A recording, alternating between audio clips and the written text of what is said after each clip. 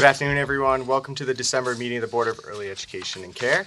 Thank you to those joining us here today in Lynn and all of those joining us online today. Thank you for making the time to be a part of this work.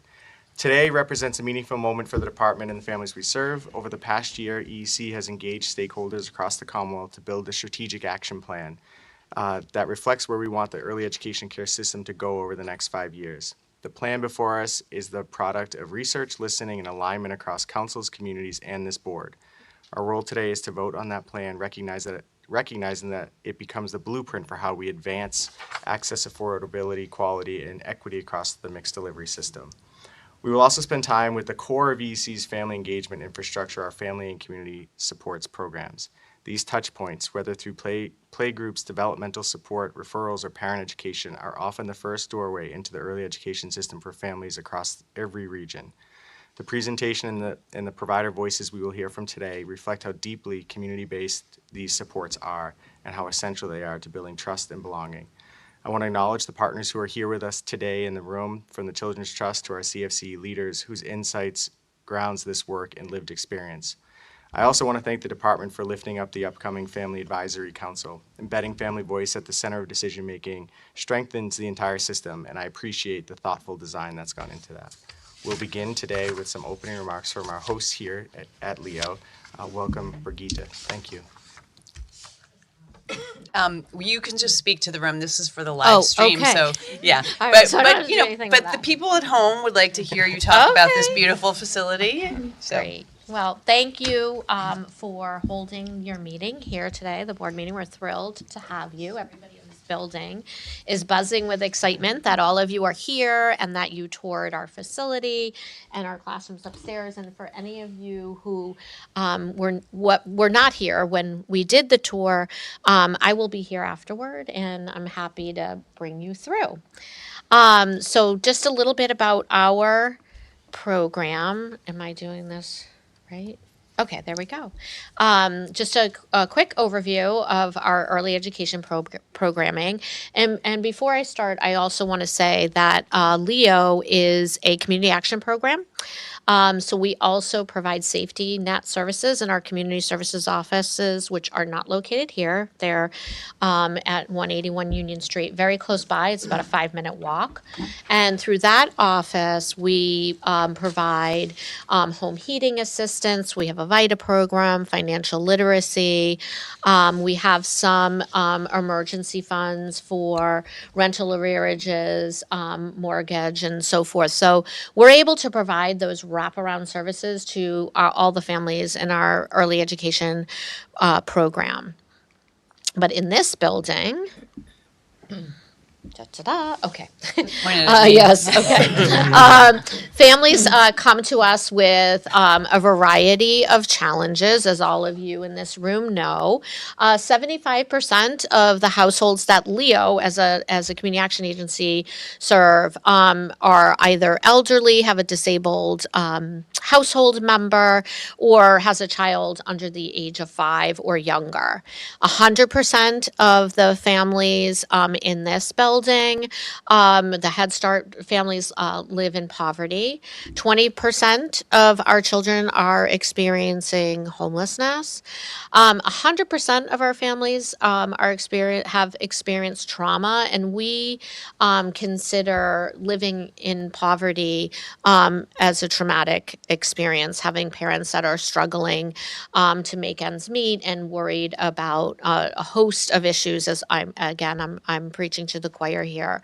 48% of our children have diagnosed special needs, and 50%, I think 50% of our families have a female head of household. And we have not just only this building. When I talk about our early ed program, we have a second building, our Early Head Start Center, where we serve infants and toddlers. We have 48 center-based at that building, along with 82 home visiting clients. Their families. Okay. 15 in this building. 15 preschool classrooms, so we added 3 classrooms. This renovation included the sale of 2 of our early Head Start sites. We had 2 classrooms here in this building, so we took all the classrooms, combined them, added 3. So we have 15 classrooms in this building. We serve 270 children, 3 to 5-year-olds. That was an addition of 25% of to the total. We are licensed for 300, but because of the dysregulation of some of our children in the classrooms, we prefer to keep that number to 18. So we're 270 in this building. We have both full day and full year and half day classrooms. 8 of our classrooms are full day, full year, and 7 of our classrooms are half day. One of those 7 classrooms is a 6-hour day, so that qualifies. What we were able to do in this building, it wasn't just increasing our capacity, but it was also enhancing our service delivery model. So we were able to add private meeting rooms for children and families, because in our previous building we had to kick the center manager out of her office in order to host meetings, or if we had an outside provider who needed to come visit our classrooms or to interview a child, we did not have the space. As well, we were able to add what we call education success teams. So on each floor, there is a bank of cubes that hold together our family service workers and our health advocates. And if you're familiar with the Head Start model, when families come into the program, all of the families are assigned both a family service worker and a health advocate. The family service worker is working together with the families to achieve their identified goals. And then the health advocate, when a family comes into the program, we're doing heights and weights, we're doing eyesight checks, hearing testing, as well as reviewing their annual physical. So if there has been a physician's referral, or if any of those diagnostic testing that there needs to be follow-up in terms of eyesight or hearing, the health advocate is working together with the family to ensure that they're making the appointments that they need to make. We're also reviewing dentals, making sure that the families are keeping with their dental appointments, as well as all of their immunizations, if we have those anymore, that they're keeping to those schedules. So those bank of cubicles, and anybody who's watching and would like to visit, we're all always happy to have you and show you what I'm referencing. But because the education success teams are located adjacent to the classrooms, the family service workers and health advocates are able to observe within the classrooms and share information with families. We're also very proud to say that we have a developmental behavior specialist team of 6. That includes the manager. So we have 5 developmental behavior specialists who work in the classrooms every day, and as well as 3 coaches that work together with our teaching team for class observations and other services as well. The building also has an indoor movement and activity room. We have 2 outdoor classrooms and playgrounds, which the one playground is large enough for 2 classrooms at the same time, and then the other is enough for a single class to be outside. And then I think when you came, you saw some of our children going for a walk in the neighborhood. So we bring them on walks. We not just use the playgrounds, but getting them out into the community as well. Within this building, we have 95 teachers and all the staff that I just mentioned. And then I'll go to the next slide. So which I had talked about, our Stepping Stones Early Education Center, we have 6 infant and toddler classrooms. 130 children in total, 48 center-based, and then the 82 home-based program, and that's a full-year operation. And within that building, we also have socialization space for those home-based families. And Thank you for being. So for our building renovation, I thought, I know a lot of programs are either exploring building renovations or new construction, or you may have completed a project and would be curious to know how we funded this project. So the total project cost was 18.8 million, and that might, when we had applied for certain grants, that our number kept increasing, so that might be a new number for some, but that was after the final invoice from the contractor. So how we funded this building, it took about, the construction itself was 18 months, but the full capital campaign, we were at it for about 8 years with a break over with COVID. So we started and then we stopped. And we had a different design for this building. So I feel like that challenge really turned out to be an opportunity because it enabled us to think a little differently about how we wanted to use the space, and that we really wanted to devote it entirely to classrooms, whereas before we wanted to have community services in this building. So Leo Cash and Real Estate Sales, we had 2 buildings that we own that we sold to other community stakeholders and partners. We also had $1 million of board designated funds from some real estate sales that we had in the past. So we devoted $3.5 million of our own funds. We had a lot of skin in the game. Government grants, as you see there, almost $8.5 million, and that included federal community projects funding from Congressman Moulton's office. Children's Investment Fund, we had the small capital and large capital, so 450 and 500,000, so 950,000 in Children Investment Fund, as well as underutilized property funding through mass development, a state supplemental from the Fair Share Tax Amendment, which was 2.7 million. Thank you very much for all of that. And then City of Lynn ARPA. We were the largest investment that the city made with their ARPA grant, $3 million. So we're very thankful to Mayor Nicholson and the city councilors. And then we also private donations, which was almost $7 million. So this was a real testament to private public partnership, as well as us, the organization, dedicating funding of our own to the project. So that, I think, is the end of my presentation, and all of our community partners, some of whom are in the room today. Lynn Public Schools is here as well, and all of the foundations on the right, some of our that funded the project. So thank you. Thank you for having Brigitte, us. thank you. Thank you. This building is stunning. Like, you can see the focus and intentionality around the design, and the tour was amazing. Please extend our gratitude to the teachers in the classrooms that we all rolled through for a little bit there. I know that can be a little bit disruptive to the flow, but it's really important that we get a sense to see what the day-to-day kind of experience for teachers and the kids in the classroom. So it's an awesome opportunity for us, but I also recognize it can probably be a little disruptive in the classroom in the moment as well. So please extend our gratitude to all of them for welcoming us so kindly and so graciously here today. Well, thank you, and they were thrilled to have you here, and they are accustomed to it because of our capital Yeah. campaign, though that they haven't had visitors for a while.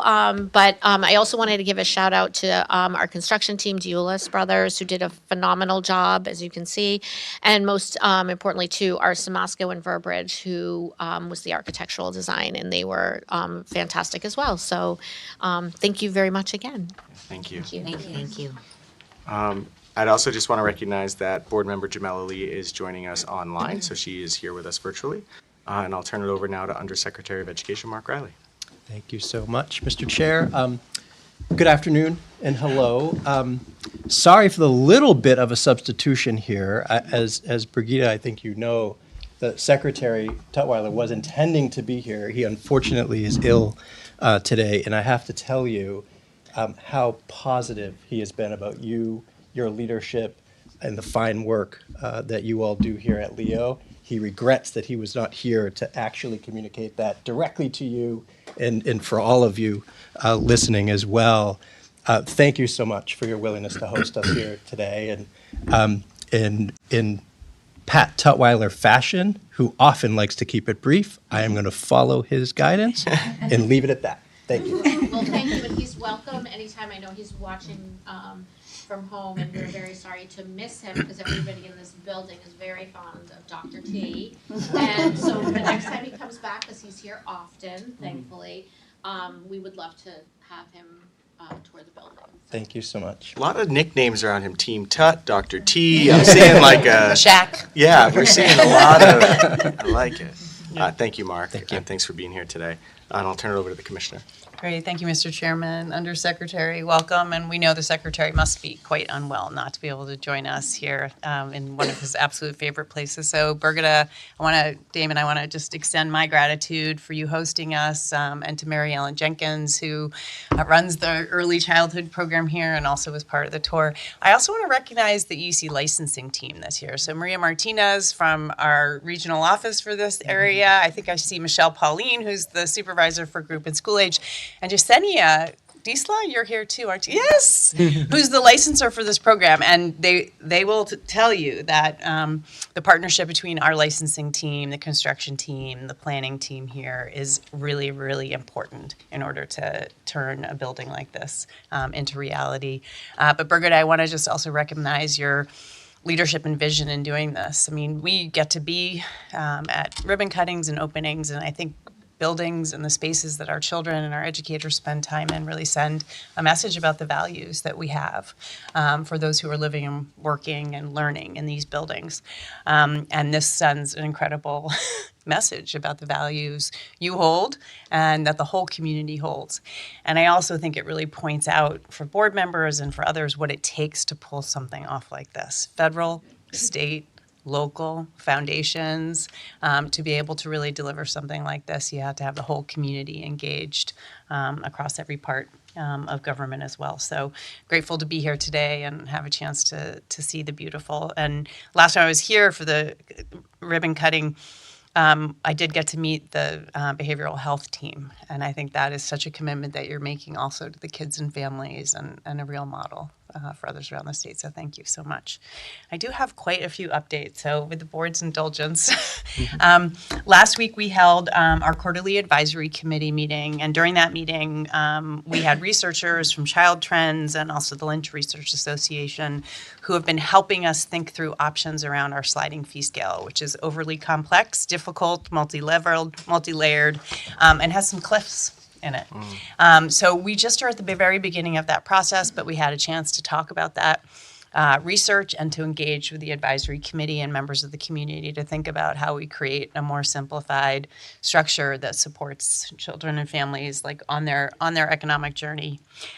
So we're looking forward to sharing that with you as we continue to evolve that research. We also welcome 3 new members to our advisory committee. Dr. Ingrid Alari, who is the Norfolk superintendent, now representing the Mass Association of School Superintendents, a sitting superintendent, which is great. And we also have Nicole Altieri, who is on the Rockport School Committee and has been for 8 years, but is also deeply engaged. She's an early educator and deeply engaged in the early childhood community. And Senator Pavel Payano. So our advisory committee continues to be a sort of thriving place for us to bring really key issues, often before we bring them to the board. So thanking the advisory committee for their work. I also wanted to say that we're really proud that our educator portal work, you all saw a demo of that, and we'll continue to bring updates to all of you on that, received the Demos Not Memos Award. So they were 2025 Digital Service Champion Awards, which recognizes groups that are embracing agile methodology and human-centered design in how we deliver government services. And so really proud of the team from the Executive Office of Education, our IT team, our product team, and also our teacher credentialing unit. And so we are now live with the current system running on the new portal. And then as the credential gets developed, we'll be migrating that into the new system too. So it's pretty exciting for us. And congratulations to that team. In other good news, we joined forces with the Early Education and Child Care Task Force to apply for some funds from the National Early Childhood Funders Collaborative, which in 2020 started a early childhood governance and finance project to help states move away from sort of program by program focus on early childhood and really think about systems and finance. And we applied for funding to support the work of the task force, both in year 3 and then thinking about sustainability over time. They received 70 proposals, and we were one of 6 that was selected for $250,000 to support the work of that task force as kind of an innovative and pioneering piece of work. So we're happy to join the other states that won those awards as well. Similarly, many of you are aware that over the last 3 years, we've benefited from the Preschool Development Grant. It was 3 years of funding, $12 million a year, and we have been able to move some very significant priorities forward through that, including the IT modernization projects, the Family Advisory Committee that you'll hear about today, a lot of our own behavioral health supports inside the agency, early literacy work. So some of the key priorities this board and our secretary has had over a number of years. With the government shutdown, there was an opportunity for us to apply for a 1-year new grant, and our amazing team turned that around in 10 days. So we had about 2 weeks to submit a proposal, but really important that we be able to continue to expand and support that work. So we should hear by the end of the year whether we receive those funds, which will continue at the agency to support sort of our systems development across those priorities. I also wanted to remind the board that you all took action on regulations that were in response to new statutory language that was included in the FY25 budget that, among other things, increased initial eligibility for child care financial assistance up to 85% of the state median income. Right now, initial eligibility is at 50%. In compliance with that statutory requirement and the new regulations that you all approved, effective January 1, we'll be increasing eligibility and initial eligibility. And this is really in the vein of our overall work to build the system that we want to see happen. It may not be fully funded at the level we'd like to see it right now, but we believe families at higher income levels should have access to child care financial assistance. So as we continue reforming and building our system, it's based on those policies and procedures we think need to be in place. So there'll be policy communication going out in early January to the members of the programs that operate child care financial assistance. The large capital grant program for the early education and out-of-school time capital grant program application is now live. So other programs hopefully can have an opportunity to apply for funding to support projects just like this one. You can find out more on our website, and that application will be open until February. We will be holding a public hearing around our residential regulations. You voted last month to send those out for public comment. Thank you again for your support on that. We're having somewhat of an extended public comment period so that we can gather information from those who are working in the field. So we have a public hearing at 3 p.m. on December 17th where people can come, and they can also submit comments in writing, and that information is also on our website about how people can participate either in the public hearing or submit public comments through online system. Finally, I just want to say we're really excited to welcome Dan Maltzman as our new director of the Background Record Check Unit. So we've been in a process for hiring for that, and we are excited to welcome him on board and to update the board on our work there. We do anticipate holding both our January and February board meetings in our Boston offices and then be back out in the community for March. So more information to come on those. And that concludes my long updates. Thank you, Mr. Chairman. Those are good updates. Thank you, and welcome to Dan, and congrats to the team on the, am I getting this right, Demos Not Memos Award? Demos Not Memos. A real testament to, I know, a lot of thinking around human-centered design and making sure it is a portal that all can use, and so congrats to that team as well. We're going to move to the public comment portion of the meeting. I don't think anyone is here in the room for public comment, but I do want to acknowledge that the board has received public comment by email, and it's been distributed prior to the board meeting. We do have before us the minutes of the November 12th, 2025 board meeting. Are there any additions, corrections, or edits to those minutes? Hearing none, I make the motion to approve the minutes of the November 12th, 2025 board meeting. Can I have a second? Second. All those in favor say aye. Aye. Opposed? Any abstentions? Great. And those those pass. And now we'll move it on to our first agenda item on the strategic action plan.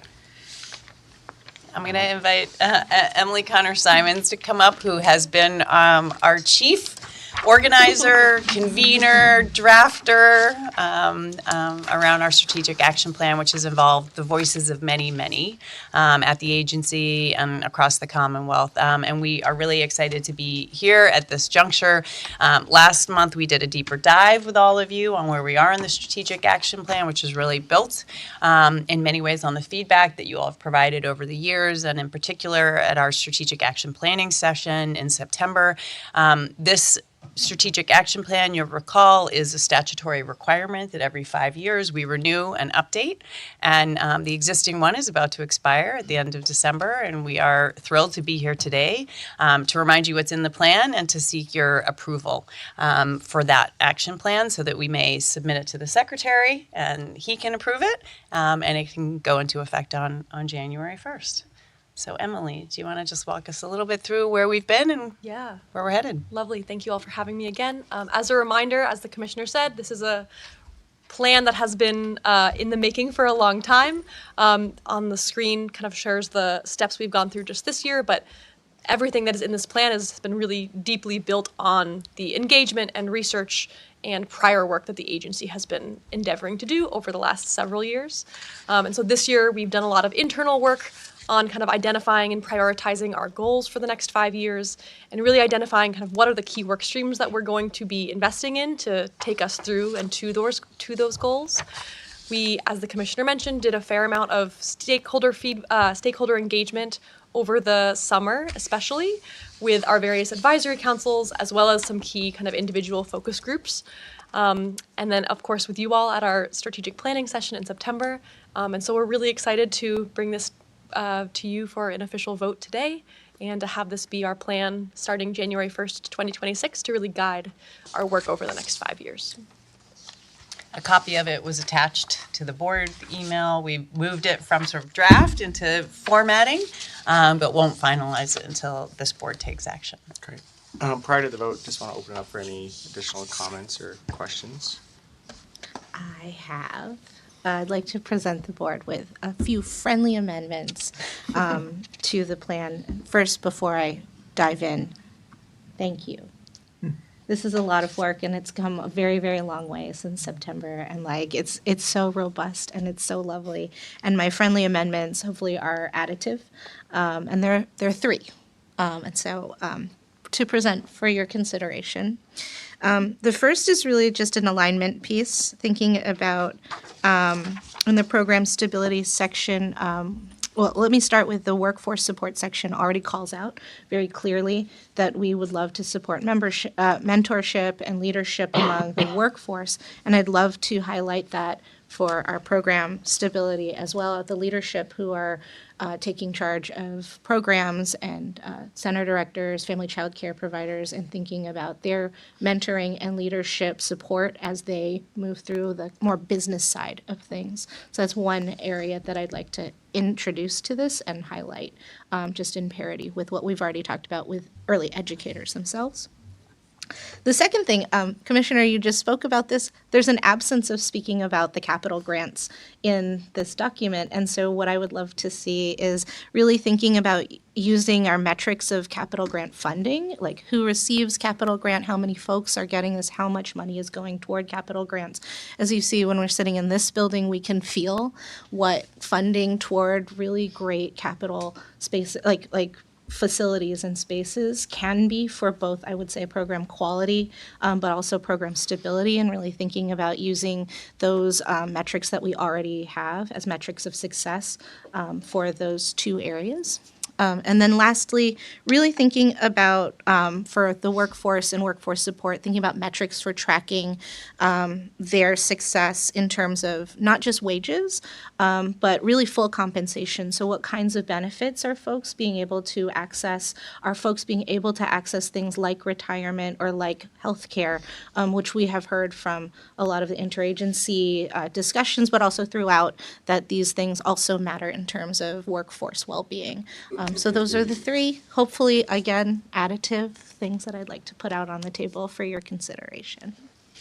And I'll just note that Kim and I did have a chance to talk a little bit about her feedback, and just really recognizing that she's pointing out things that we have heard, and that we also agree with. That we hear a lot about the need for directors and emerging leaders in our programs to have mentors and supports as they come into leadership roles or are encouraged to have leadership roles. And although we talk about the capital work, we didn't hold ourselves accountable for some of those metrics, and so we are also in agreement around that. And it's absolutely true, and you've seen it over the years in the survey around C3, that educators are, yes, we need to be focused on wages and increases in wages, but you also hear them talk about how they feel about their work and the other benefits that are really important, including childcare, to their overall compensation package. So we appreciate the late entry, the late entry feedback, and make us more responsive to the things we've heard.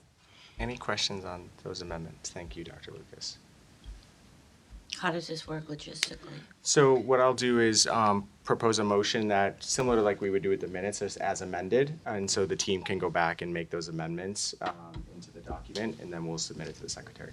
Okay. So I think there's been already some early work on how to actually logistically do that in the document that I think people feel good about. Yeah, I just want to meet our Yeah, deadline. yeah, thank you.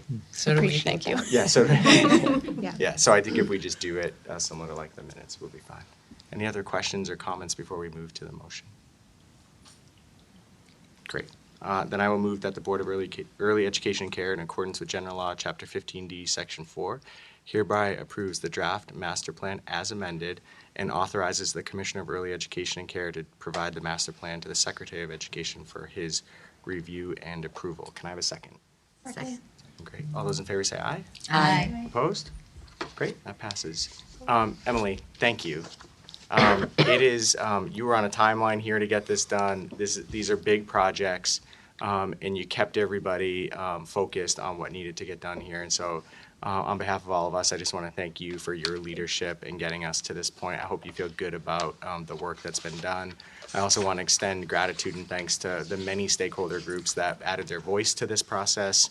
And, similar to the mindset of a word you used earlier, I think one of the things the last couple of years this board has been is agile. And so while it is a document, we know things may happen and we know things may come up, and how we move through those is part of, I think, the DNA of this team right now. And so recognizing that there may be some unknowns in the next 5 years, but you've laid out a great path for us to stay focused and organized in our work, and just appreciate your leadership.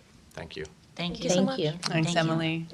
And just a quick reminder for the board, it is sort of a 5-year plan, so it takes effect in January and goes from 2026 through 2030. So some of us will be back thinking about it in a few years. But in the meantime, we know things will come up. So it lays a really important foundation for a blueprint for our key priorities and resources, how we allocate our incredibly talented staff, and also leaves some space for us to continue to revisit what the priorities are and what the strategies are as the landscape around us changes. Thank you. Thank you. Hey!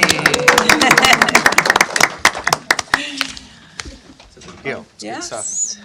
It's great. So thank you. Really appreciate the board's support on this and your engagement at every level of the process. I am going to invite our family and community support team up to join us. We have organized a presentation for all of you today. We have spent a lot of time in this board around childcare financial assistance and our formal childcare system. We have also spent time over the last year and around our residential regulations and that part of our system.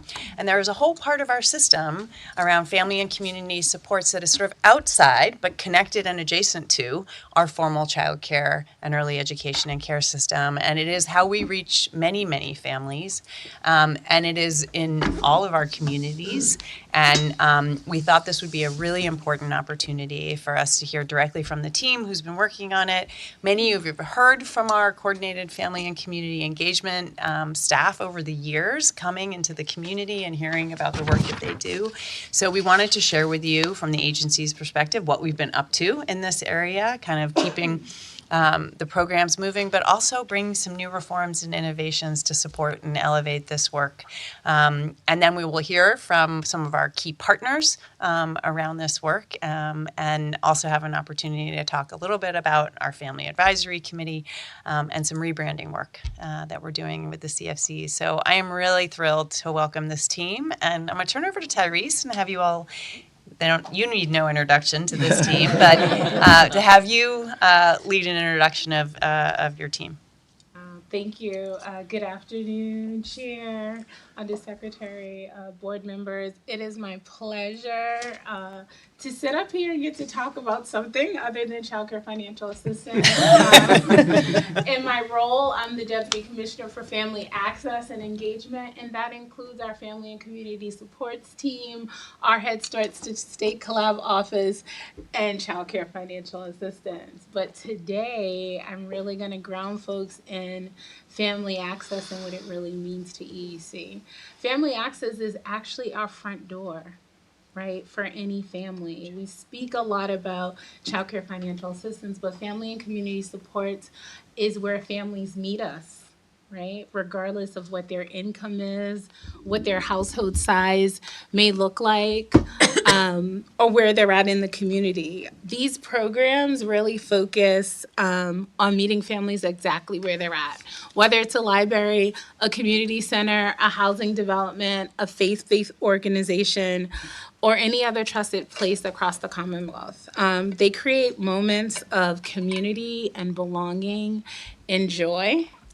Outside of like your traditional childcare environments. They offer guidance, learning, and opportunities, not just for children, but for parents to grow at every age and stage. And so most importantly, they offer these services at no cost. So there's actually no cost for families to engage with our family and community support programs. And in these times, it's what many families need. It's a space where they can feel safe and not worry about what's happening in the world. We know that most families really seek out community, and I like to say that family and community supports is where that community starts.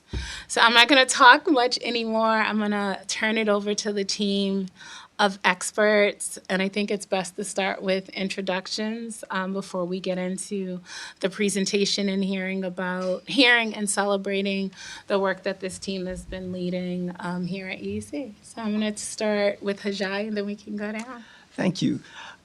Good afternoon, Commissioner, Chair, Undersecretary, Board, viewers at home.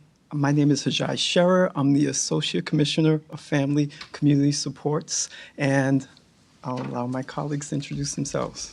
Good afternoon. My name is Lisa Cheney, and I am in the Family and Community Supports team in the Lawrence office, and I co-support the Worcester office with my colleague down the other end of the table, who will introduce herself in a moment. Hello, my name's Loretta Prendeville, and I am also a family, community, and support specialist. I support the Metro Boston community as well as the Southeast community as well. And How long have you been with us? I have been, I'm proud to say, almost 14 years. It's been great work. Hi, everyone. I'm Flo Howes, and I am also a family and community support specialist. It's been a great honor of mine to be working in state service for over 29 years on our family engagement and family access programs. And Hajai is going to share with you some history today. I'm just going to tell you, I lived it. Thank you, Flo. Let's see if it works. Okay, All right. it works. So we are going to explain why this unit and the programs that we work with are where learning and connection really begin. So, family community support programs, as the commissioner and deputy said, they're really the first place where many families come into the whole early childhood ecosystem. And we work with parents, children, caregivers, other family members. So this is a warm community space where all family members are welcome. We are unique in that we are a 2-generation program within EEC. We are the place where parents come to learn the importance of early childhood development and how they can interact with their children in ways that really help promote optimal brain development.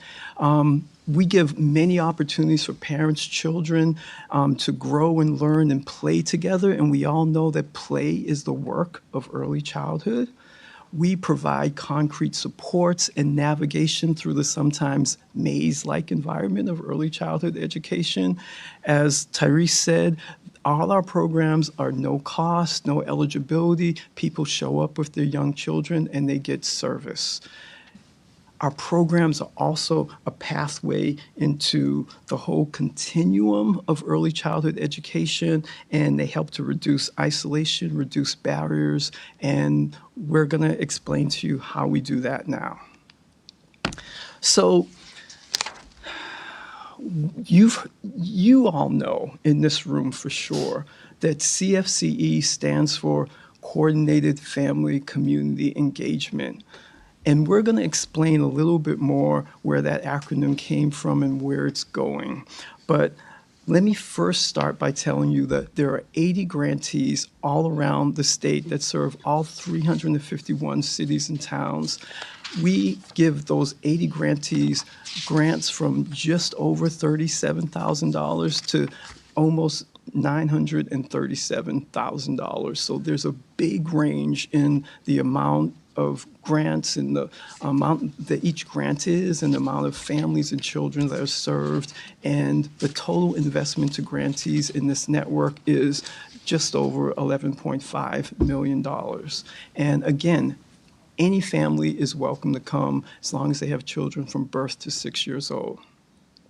In addition to that $11.5 million plus, there's another $1.75 million that is an earmark within our budget category for Reach Out and Read. We'll explain a little bit more about that in a couple of minutes. And close to our heart as well is the $4.25 million that goes to Parent Child Plus program, and you'll hear more about those other two unique programs in just a few moments. But first, as Flo alluded to, she lived through this long history with the CFCE program and where it came from. So we won't walk you through decade by decade, but just very quickly, we want to let you know, some of you may remember the CPC program, the Community Partnerships for Children, which were funded by the state, and they were also all throughout the Commonwealth. And another program called sorry about that.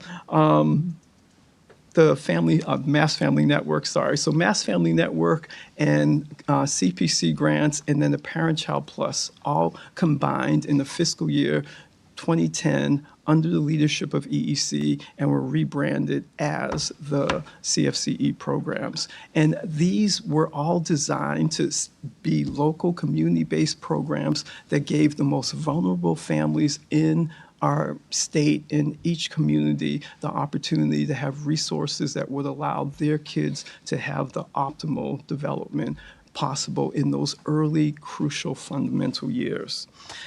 Our line item states that the services may include, but are not limited to, individual or community-wide early literacy activities, family education and engagement initiatives, and coordination of services among community-based programs. So you kind of get an idea of where our name comes from in that language. The core elements of the CFCE program really begin with us being a hub for early learning in all the communities that we serve. We support families and providers, and we really uplift parents as their child's first and longest lasting teacher. So again, we want parents to really understand the importance of early childhood development and what they can do to make their kids as smart and healthy as possible. And the strong community foundation, which you'll hear more about from my colleagues and from our grantees, are really what ensures this success around the state. Just to give you a quick overview of some of the numbers around our core services, playgroups are really the bread and butter. When I say playgroups, these are parent-child interactive playgroups that are well facilitated, well planned out, and give an opportunity for families to come together with other families, reduce isolation, and learn and grow and learn about what their kids need. We provided almost 25,000 unique playgroups around the state in FY25. So that's a lot of opportunities for families to come together and learn great stuff about their own children. And there were over 260,000 touch points during all those groups. It's a lot of love happening in those circles. A lot of love, a lot of play. A lot of play. So we are also really charged and provide referrals for both families and for other providers in the community. So in that same FY25, we provided over 72,000 referrals to families and children to get them connected to other services in the community. Again, the hub-like nature of our programs allow them to know how to connect families to all these other services. And it's not just a one-way street. We had almost 20,000 EEC licensed providers give us a call when they didn't know where to connect the families they work with into other services, and we were able to provide, connections for them so they know where to go. So it's really a very dynamic interaction that we have with families and providers in the community. We're also big on providing developmental screenings. There are almost 6,000 developmental screenings that were provided by our 80 grantees over that same fiscal year. And parent education is another keynote of what we do. So almost 3,000 unique opportunities for parents to come together, meet with other parents, a skilled facilitator, and learn about child development, sometimes specifically focused on behaviors that might be challenging, that are requested by folks in groups. And those we're able to allow over 20,000 touch points for parents to come together and meet with other parents and with facilitators. So this is another really important piece of what we do. And finally, I want to mention all 80 grantees have a local advisory council, which is pretty much what it sounds like. Stakeholders in the community come together and meet at least quarterly to try and reduce duplication of services and to increase more connections between service providers. And I'm very happy to let you know that before I came to EEC, I was a member of my local Boston local advisory council, so able to learn a lot about other providers in the local community and share some of the knowledge base of the program that I worked with, and can really see how this benefits families and other program providers. So we're really thrilled to be here, and thank you for your attention. And I'm going to pass the clicker to my colleague, Lisa. Good afternoon. It's really nice to be here and to see you all today. Again, I'm Lisa Cheney, and as Hajai had said to you, he was on the council at the CFCE where he was prior to this role. So was I. My introduction to CFCE was attending a CFCE council meeting well over 15 years ago as a provider in the community and learning about this ecosystem. And that led me to then becoming a facilitator of CFCE playgroups, which then led me to becoming a CFCE coordinator, which then led me to being in this role here now, where I work with the CFCEs in the northeastern part of the state. So it's exciting to have this opportunity to be here and talk about this work, which has meant a lot to me over my career. So what do we know about CFCE services? We know that CFCE services are designed to strengthen family engagement and to promote early childhood development. We do this through 4 priority core service areas. Those are programming for children, referrals to services, developmental screening, and parent education. So let's talk about programming for children first. It's play groups, it's story times, it's story walks, it's process art. It's all of these different play groups that are 2-generation approach in the community, parent-child together with a facilitator, which I had the luxury of being able to do. Referrals. The referrals to services are for families and children to make sure that they're connected to whatever they may need in the community. They may need early intervention. They may need special education. We refer folks to after-school care and to community partners, which could be anything from physical therapy to a food pantry. It's really making sure that every child has exactly what they need to be successful when it's time for them to cross the threshold into their public school and engage in that space as a kindergartner. We offer developmental screenings. The screening tool that we use is from Brooks Publishing, the Ages and Stages Questionnaire, the ASQ. And we offer that universally to all families that participate in CFCE programming. It's not required, but it's offered to them. And it's a wonderful point. It's a wonderful point for engagement with the family, for families to learn what their children can do, maybe what they can't do, what we can support. And it functions as an early identifier if that child maybe needs a referral, which I spoke about earlier, to any types of services in the community. So it really makes sure that they have a wraparound of everything they could need. And then finally, the 4th area that we really focus on is that parent education piece. Parents can come to the CFCE and learn about early literacy.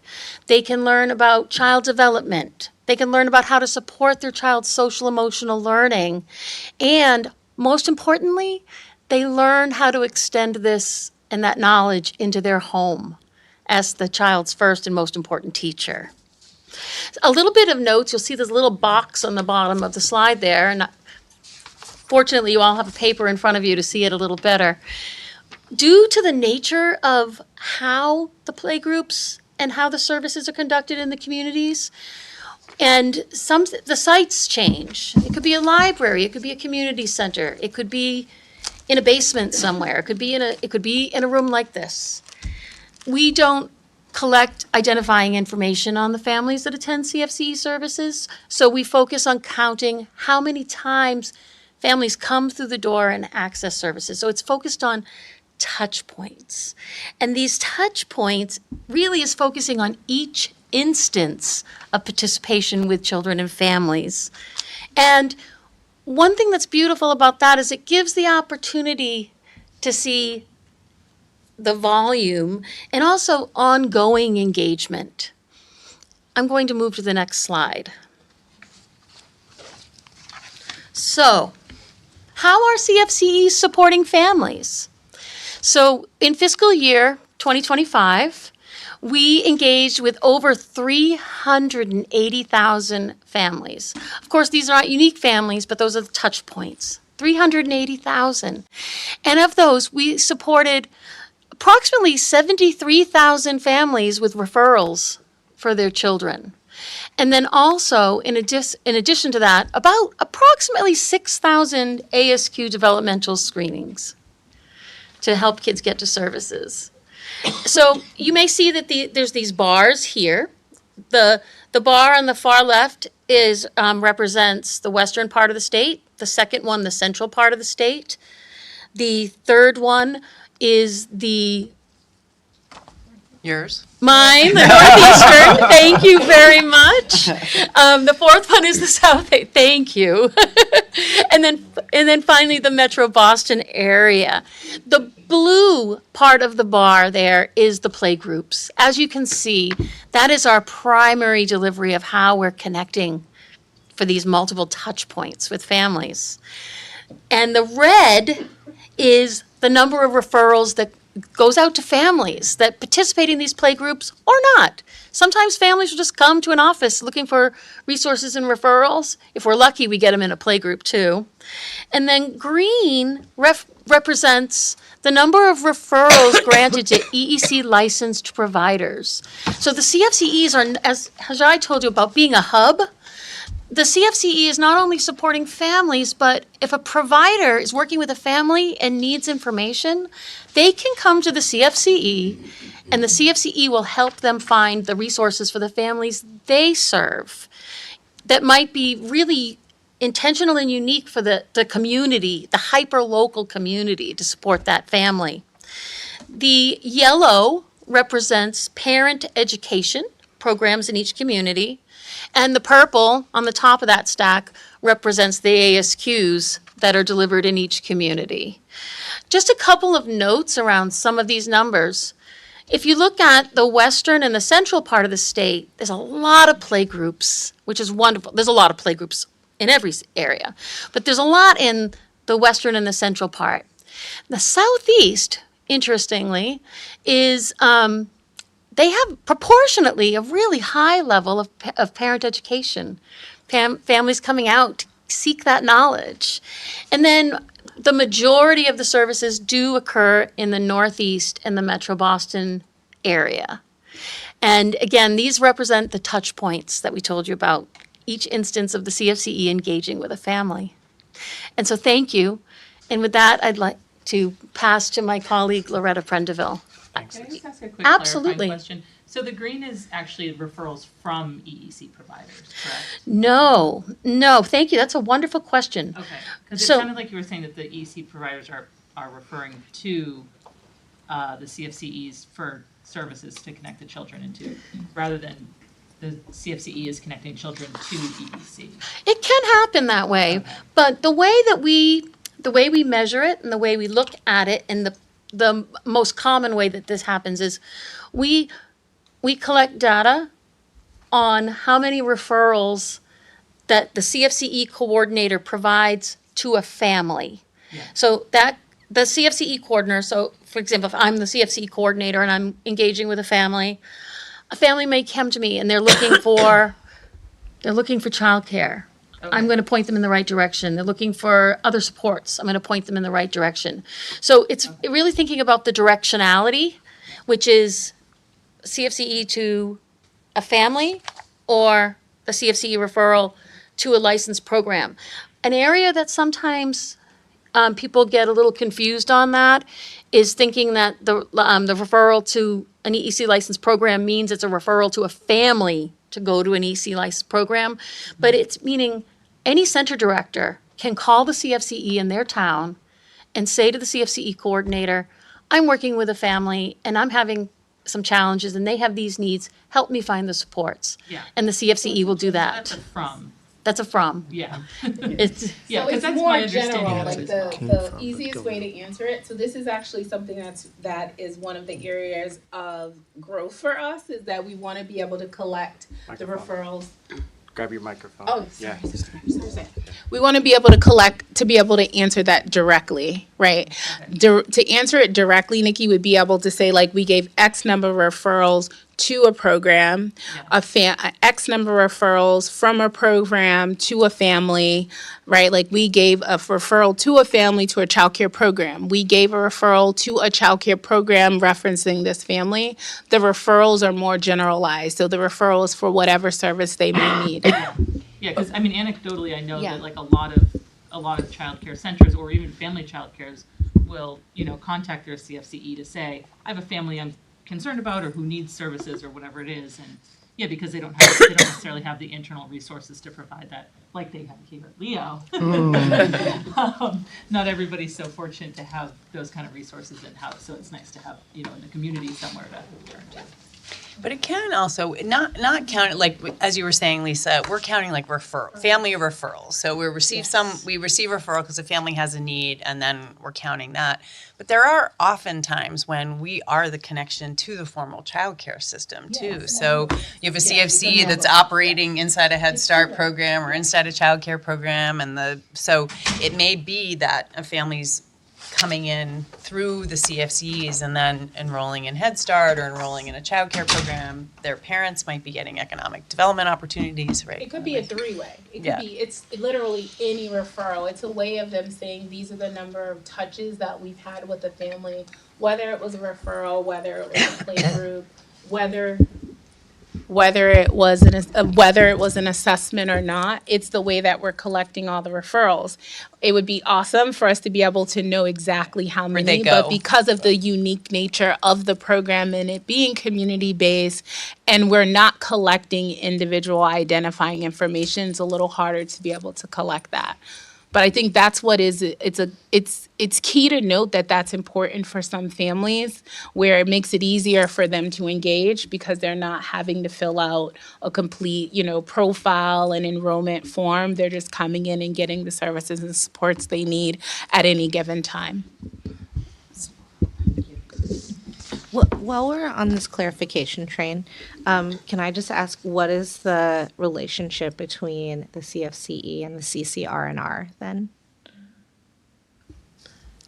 Yeah, well, I'll be speaking towards perfect. that. So Okay. that, Don't let me get ahead. Don't let me get ahead. Excellent segue. Thank you for sliding us right in. So I actually have the opportunity to share the information around our CFCs with our partners and collaborators.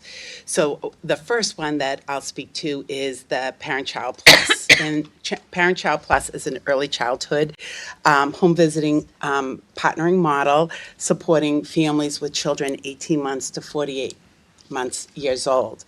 Currently, we have 47 of our 80 CFCs implementing the Parent-Child Plus model.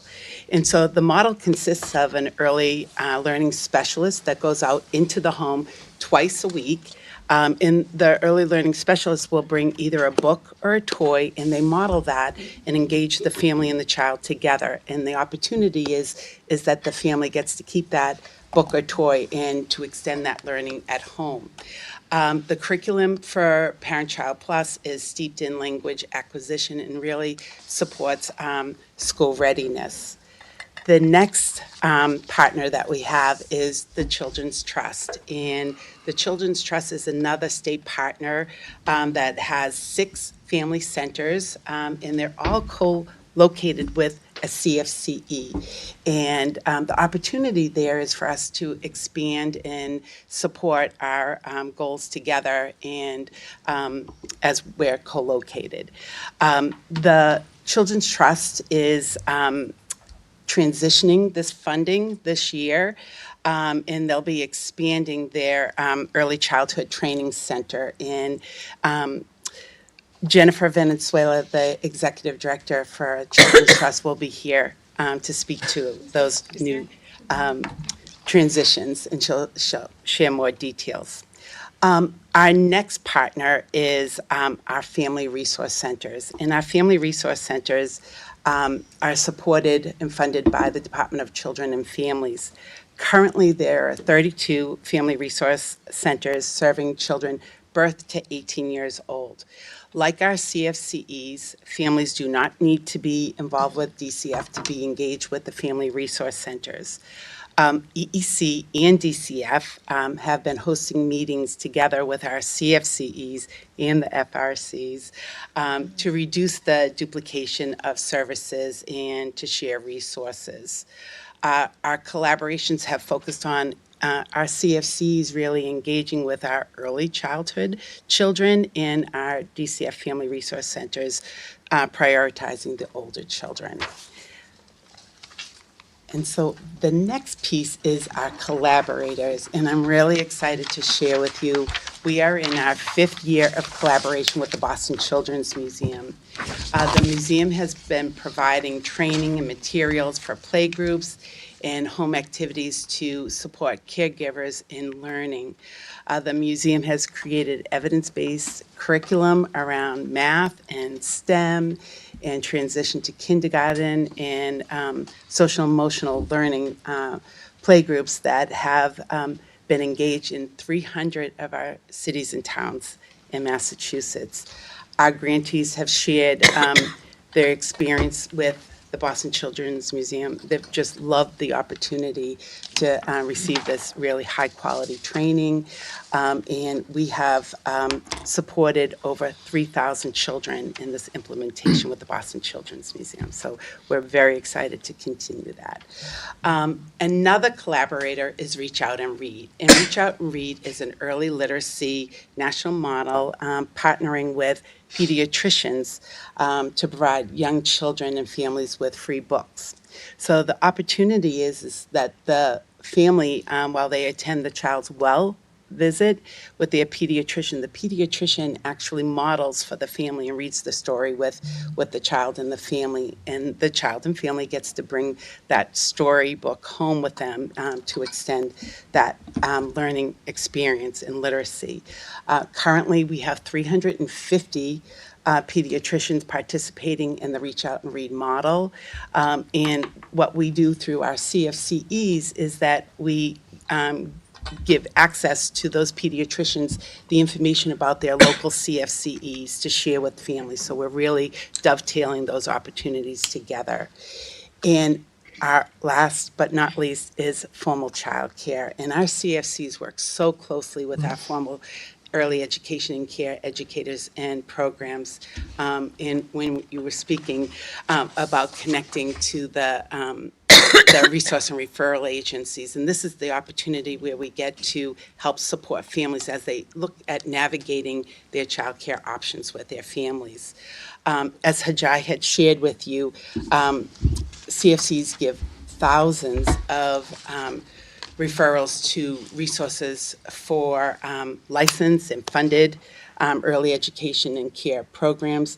They also support early Head Start and our public schools in making those connections together. And Hajai had shared about our advisory councils. We have so many formal childcare educators sitting on those advisory councils and really bridging those community partnerships together. So those are a few of our partners and collaborators. And I just wanted to share that we're just so rich in relationships with our partners and collaborators. And really together we're stronger and we're more effective for our families. So I will. On the CCR, sorry, quit. I was going to add on the CCR&R. So one thing to note is that a number of our CFCE grantees are also our CCR&R. In additional to the work, which they didn't highlight as much, but the work that they've been doing with our family resource centers and our FCC, the other resource centers, has included our child care resource and referral agencies. Sorry, guys. It also included our child care resource and referral agencies. So Hajai and team had hosted regional meetings where we pulled everyone together, right? Key to note is CFCEs are providing support for families up to the age 6. But you also heard them saying the resource centers are helping the rest of the families, but they're really helping all the families, and they provide concrete supports. And so it is actually a full continuum. And so having them all together allows for us to mitigate some of the duplication. And they actually identified this as one of our goals to work on over the next year. And so we've been doing that in the CCR. So the second regional meetings they had included pulling in the actual staff from the Child Care Resource and Referral Agency saying, hey, let's make sure we're all in the same room so that we can fully support the families, especially given too that there's limited access, right? CFCEs allow families to come in who may not have access to formalized childcare, so it becomes a direct resource. The other connection to the CCR&Rs is that they share the information of families on the wait list so that they know who the CFCEs are in their areas for them to be able to connect to play groups and other services. Sorry, Commissioner. I just wanted to make sure you shared the information about what happens with families that are on the waiting list so that there are touch points with those families and access if they're awaiting opportunities for to be able to afford formal care. Great. All right. On to I think it's very meaningful that you're talking about the future here. As both the historian and archivist for the CFC program, Flo. Yes, the historian. Coordinated Family and Community Engagement Grant. Coordinated Family and Community Engagement Grant, CFCE. We are in the process of unifying the CFCE brand. We are currently working with a vendor to establish a clearer CFCE identity that includes clarifying what services the program provides. We're going to be revising the mission and vision statement. We're going to give it a new name and develop an internal and public rollout process for this new identity. The ultimate goal is to create a unified CFCE brand that clearly communicates the core services and ensures that all families know where to go for consistent, accessible information, parent-child activities, and support. Flo, do you mind? I just want to say that part of the impetus for this whole branding activity is that we have these 80 sites or programs around the Commonwealth, and each of them are, and we've done an amazing job of supporting the hyper-local support for what needs to happen in those communities. But as a result, we also have 80 different names and 80 different ways that families might access those services. And so one of the things we identified as something that would be beneficial would be to say, let's talk about what the core services are and let's make sure everyone in the community knows this is a statewide network of programs and that they can connect to them and they can know what to expect. And so the branding campaign was really initiated out of the idea that these are really important services. We're not reaching every family as it is, but let's create sort of an understanding of what these are in the community, where people can go, and give them a name that people can recognize so that they understand there is some level of statewide consistency. Go ahead, sorry. So that's great. I was just saying the why. Thank you. And then we have Pathways for Parents, Project Apples, Family Network for Children, Family Resource Center. Right. It's really difficult to understand that this is the Coordinated Family and Community Engagement Grant. Further, it's more difficult to understand, what does coordinated family and community engagement mean? So our vendor has been conducting focus groups with our grantees, and our grantees do recognize the need for a new name. They acknowledge that the Coordinated Family and Community Engagement Grant name is long. It's confusing, and it undercuts families' understanding of what CFCE is and can provide. The focus groups have also confirmed that familiarity with CFCE as a name among families is low. They've also confirmed that name recognition, especially for families, is very important prior to their first engagement, and especially when they're moving from community to community. We want families to know where to go, where they can get that same program and support, regardless of where they are in the community. So it will also help us with referrals from program to program, and referrals from the CCR&Rs to our CFCE program. I bet you're wondering, where are we in this project, in this process? Well, we know that we're working with a vendor, and they're currently conducting a landscape analysis. And that landscape analysis consists of surveys and research groups with our grantees and with families. From all of the information that they gather and collect, they're going to identify some alternative brand identities from which EEC leadership can select.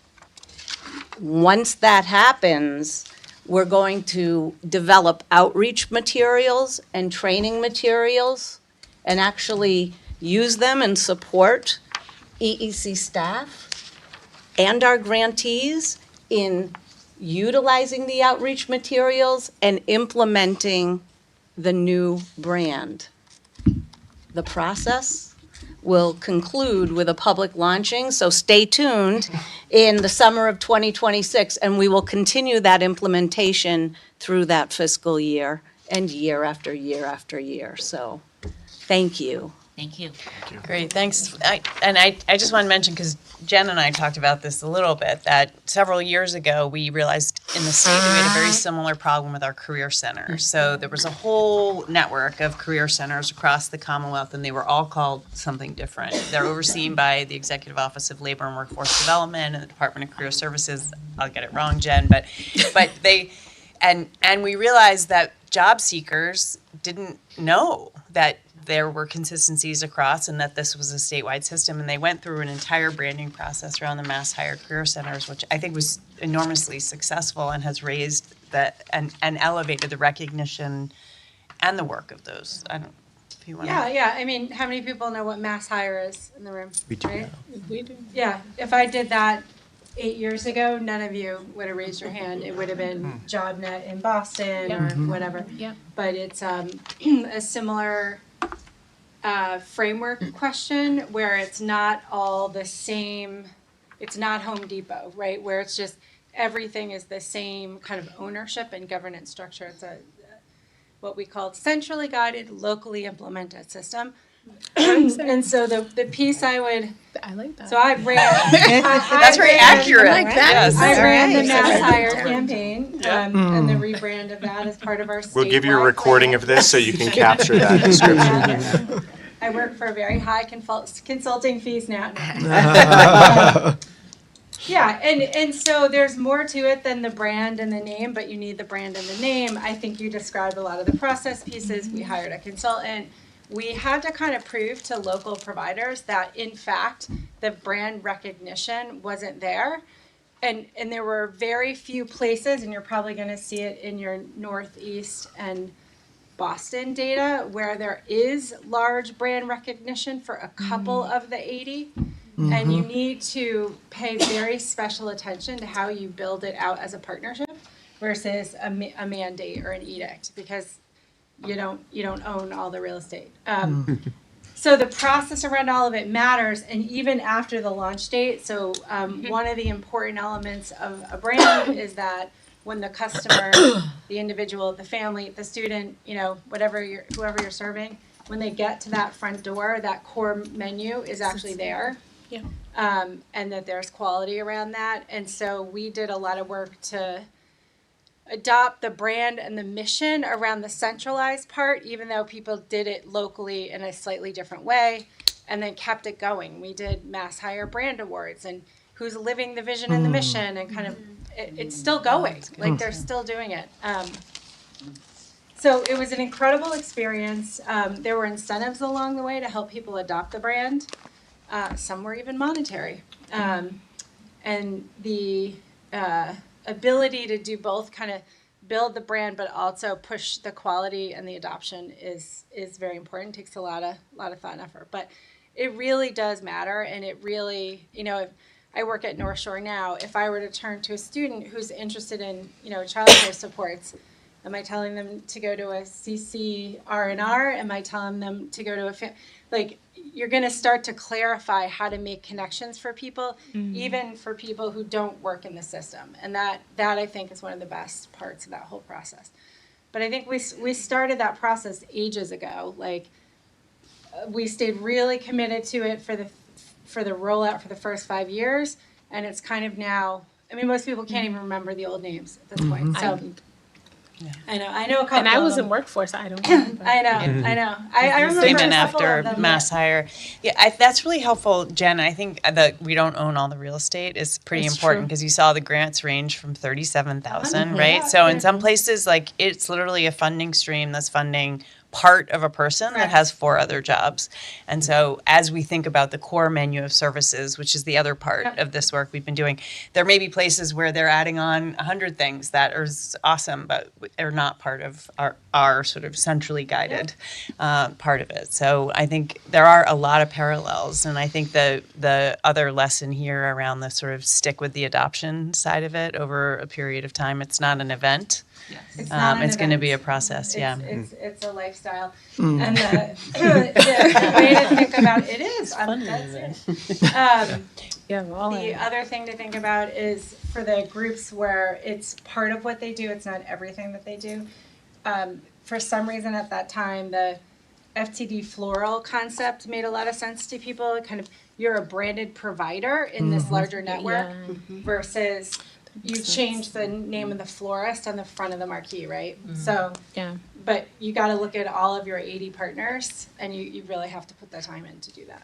Yeah, what I will say is that our 80 grantees, the grantees who have been participating, there is a level of like cohesion that is very clear. Like everyone is like, no, we don't really have the full the brand recognition. Yes, we want to be able to say it's A, B, C, D, right? Like to be able to say exactly the same thing. And so I think even for me, right, coming into it, because I'm coming into it and I'm participating as well in learning and hearing from them. Because when I thought of CFCEs, I didn't know what it was. But when you said play group, I knew that. But it's not just a play group. And so even to hear that from the stakeholders who have been engaging in these different sessions, recognizing it even as a provider that is, a grantee providing those services, I was like, this is interesting, but it's good because that means that we're all on the same page and we're collectively ready to move forward with this rebrand. So we're excited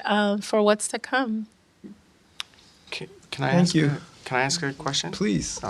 So Loretta, you were talking. You highlighted some. I hear this and I just think community, right? Like very local, very like. So I'm curious. You mentioned some kind of signature partners in this work, but is it naive to think that if you're in Worcester or Springfield or Lynn or Lawrence that there's a robust network of community partners that are involved in this? So I'm thinking of like culture museums and like all the so. Is that fair to say? It is. Okay. It's each community is reflective Yeah. of the partners in their community, but there are really some anchor folks that the museums and libraries and community centers and public schools, and we're partnering with early interventions, and there is such a cadre of partners and stakeholders, and it's not exactly the same in every community, but the recipe can be interchanged based on the community partners. Yeah, that's great. And we did ask 3 providers from different parts of the state to come, and so they'll be able to illuminate that in a few minutes. Great. That these are real hubs that include a lot of different players. And I'll just add, Paul, like the CFC groups and the community is really, they showed themselves when we were in our homeless family crisis, right? And so they were the ones, they had their own little underground network. They were like, oh no, we've already figured it out over here, and we're pulling up our own little vans and providing these different services. And they were coming to us saying, hey, what are you guys doing? Right? We're here to support you. How can we get the messaging out? And so they were one of our key partners in helping the families when the state was in that crisis. Yeah, and I'll just say this, when we were developing the calendar for the year of things to talk about, one of the reasons why this session today and why you are all here and why we'll hear from partners in a little bit is because of the local advocacy that was shown wherever we went in the state, folks were showing up, right? And I do think that is important.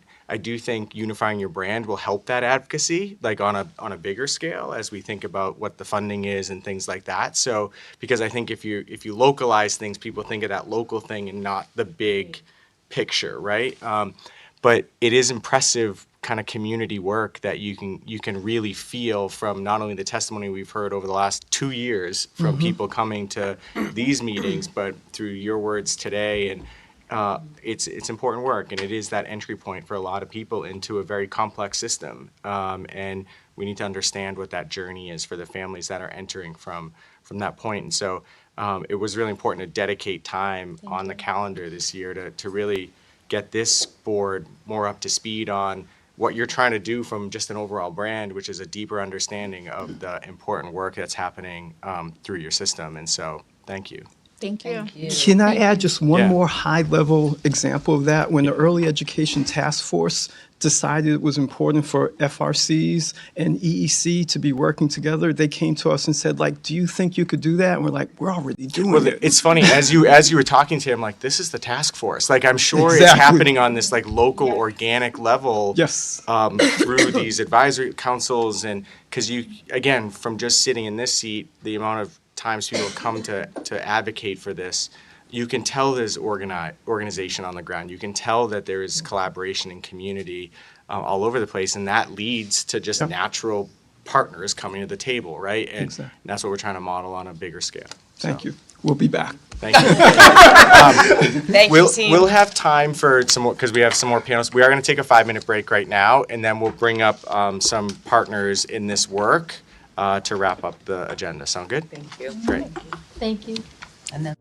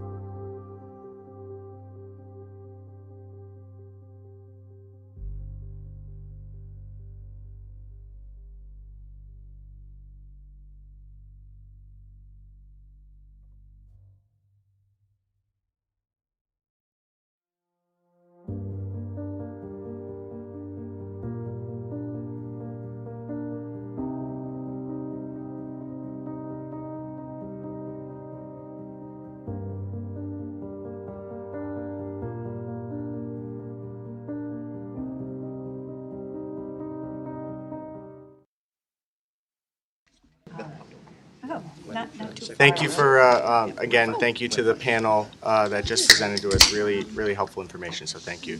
And we'll turn it over to the Commissioner for a Great. quick introduction. Thank you, Mr. Chairman. Well, I am really thrilled to have the opportunity to transition to the next part of this agenda where we're going to hear from our partners. As you heard from the team, that all of this work is done in critical partnership at the state level and also at the community level. So I'm pleased to introduce you all, if you haven't met her already, to Jennifer Valenzuela, who's the Executive Director of Children's Trust and is an agency, a quasi-government agency that's inside the Education Secretariat. I'm not sure everyone is aware of that. So there's really 4 agencies: the Board and Department of Higher Ed, the Board and Department of Elementary and Secondary Ed, the Board and Department of Early Education, and the Children's Trust. So we think of ourselves as part of the education continuum. And the partnership between us and the Children's Trust, both administrative, but also on the ground, is really critical around both child abuse and neglect and prevention, but also around our overall agenda to support families at the community level. So really pleased to have an opportunity to welcome Jen Valenzuela. We've asked her to share a little bit about the Children's Trust, for those of you who don't know it, and then to talk a little about the intersection of the work we have with our CFCs and our family and community support work. So Jen, welcome. Thanks, Commissioner. Hello, good afternoon. You did part of my whole beginning of my introduction into telling them all who I am. So I'm Jen Valenzuela. It's great to be here. Thank you. Thanks for the invitation, Commissioner, and for having me here today and talking. I just want you to understand a little bit about my background so then you can understand the thinking of the direction that we're going and the work that we're doing at the Children's Trust. So my background, I'm a public health clinical social worker, and I've spent my whole career at the intersection between clinical work as a medical social worker and also as a public health practitioner. And so I'm often thinking about, while we're doing the interventions with families, also how could we have prevented any of the crises maybe that are in front of us. And so at Children's Trust, we're really thinking about what are the conditions for families to be able to have the resources and support much, much sooner ahead of time before crisis comes to their world. And so at the highest level, the Children's Trust is the Commonwealth's public-private organization, and we're really dedicated to just preventing child abuse and neglect, and we're focusing our efforts on workforce that are working with families and the systems that are impacting them. As Commissioner Kershaw said, I'm within EOE, and so work with Secretary Tutwiler, all of the commissioners, and we're funded through state appropriations, federal dollars, and philanthropic dollars. So we also have a 501c3 that's connected to us, so it makes us a little unique in that we're able to do this public-private work. I want to talk briefly just a couple of stories, because I think it's important to be able to put some families to understand what these CFCEs are and who's coming into the space. So I actually, as I was sitting here listening and thinking back, I have a 20-year-old and a 17-year-old. I actually think I went to playgroups at a CFCE, and I never even realized it. So when my daughter was little, we did the playgroups at the local Boston Public School. I'm in Boston, and I did those for years with my daughter and then my son as he was born. And I'm pretty sure they were funded through EEC, and those were CFCEs. So you have families that are working, and maybe at that time I was only working a few days a week and home more with my daughter. And then you also have families like one that I've heard some of our CFCE partners talk about, where it was parents that were unhoused, and they got engaged with their CFCE, and that was at one point, they were living in a tent in the woods that was nearby the CFCE, and they were not caring for their child. They had a family friend that was caring for their child for a little while because they knew they weren't in good conditions for their child, their baby. And the CFCE was a place where they were meeting their child on a regular basis and going for those play groups and getting that time and that safe space together. And so I think it's really important for you to understand like the range of families that we have that come in there. And it's more than a play group. It's really, it was mentioned before, the community that is built within there, and just how fundamental that is for all of us as parents when we're trying to bring in a child into this world, and the need for just connecting with one another. So sometimes when we talk about them, I think it's really important that we understand the nuance that happens within play groups and what happens within the CFCEs. It's more than just coming in and doing a 60-minute play group. It is, it's connecting, it's sharing, it's putting out your concerns about your child's development, and having somebody that potentially has the resources and the connections for you to get you to the right places that you need. And that, for us at Children's Trust, is a success, because that's the prevention of child abuse and neglect. So the work that we're focusing on, as I had said, we're supporting family support workforce statewide. So that's people like the folks that are at the CFCEs doing the play groups, it's social workers, it's home visitors. So anybody who's working with children and families across the state, we do trainings around with. And then specifically for this work, we're also thinking about what's the innovation that we want to be thinking about out in the field that we can pull in the nonprofit dollars for, and we can really be thinking about what resources are needed and where do we need to go to strengthening our communities. All right, so I want to ground us a little bit in some of the core values that matter for us at Children's Trust that I think are really well partnered with the CFCEs and EEC. So first and foremost, family support. So biggest piece for us, we believe that every family in Massachusetts should have access to trusted community-based supports.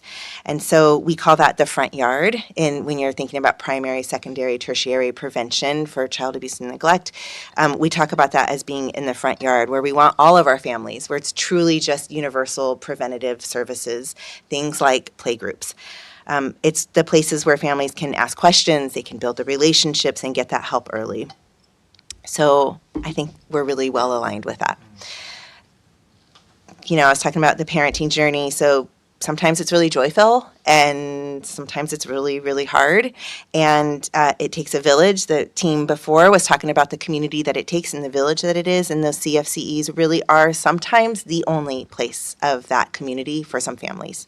And I do believe the family of the one that I just shared, that CFCE team really was the community for that family. Another value for us is around community engagement and place-based equity. And so we are focused, just like EEC, on communities where families are experiencing the greatest stressors that are related to housing instability, maternal health disparities, economic insecurities, and we want to make sure our investments are following those needs and making sure the families that are needing our services the most are receiving them. And then fatherhood. So I think that's another value that we haven't explicitly talked about yet, but that is a really big value for us at Children's Trust, that we want to make sure fathers are engaged and they're part of this conversation and what we're having. Because oftentimes it falls to the female role, but we know that it takes many of us to raise those kids, and dads are a really important part of it. So we've been working across the state to expand opportunities for dads to feel welcome and included in the early childhood settings. It was mentioned before, so Children's Trust, we directly fund 7 CFCEs right now. So there are 7 of the 80 that get additional funding from Children's Trust, and they've received that for a number of years. And also what they get within that funding is also some much more intensive technical assistance work that happens with them. And so some of that work is talking about fathers and how you're engaging with them, doing some more training around play groups, and just understanding more of what's happening for our children and families across the Commonwealth. So this year, we're sunsetting our funding to those 7 CFCEs. We are no longer going to be funding them, and we are going to be shifting those dollars so that our supports that we were doing for those 7 CFCEs can actually become across the whole spectrum of family support models that are here. So as the team earlier was describing, we have both the CFCEs from early education, and then we also have the family resource centers, also the FRCs that DCF has. And so I speak slowly when I start saying all of the letters because I think sometimes it's really hard to follow the alphabet soup that we have here at the state. So, so right now, currently, we have FRCs that DCF funds, we have CFCEs that EEC funds, and we have we call them family centers, but they're CFCEs, that Children's Trust funds. And so it was clear to us that we could do better if we were unifying a little bit more, and we were bringing those dollars together in a different way. And so we made the decision at Children's Trust to sunset those dollars and to really do the technical assistance that we were hearing was of value from those teams, and being able to make that broader across both the DCF centers and the EEC centers. All of our models have strengths, but really when you step back from the family's perspective, what you were just saying earlier, it's really confusing. And so how do you have it so that a family can walk away and can know that at least the approach is going to be the same no matter where you go, if you're at a FRC or if you're at a CFCE, that we're approaching those families with trauma-informed care, family-centered, strengths-based, and that we are working with our families in a common way. So that's what we're hoping to come together with in our technical assistance work that we're going to be doing. We have done a number of interviews and surveys and asking folks from these centers, what is it that's important? What do you need? What should we be thinking about? And they are saying a few things. We heard more investment in this work. How do we better support our families in the way around concrete needs? How do we align the resources so that training is aligned here, data is aligned, as we were talking about earlier? Really want to get to that. And also, as a clinician myself, and then also when I come here as a state person, like, can we get the state to coordinate services better? Like, can we get the state, like, to be able to make it easier for accessing resources? And so we have a real opportunity to do some of that work too.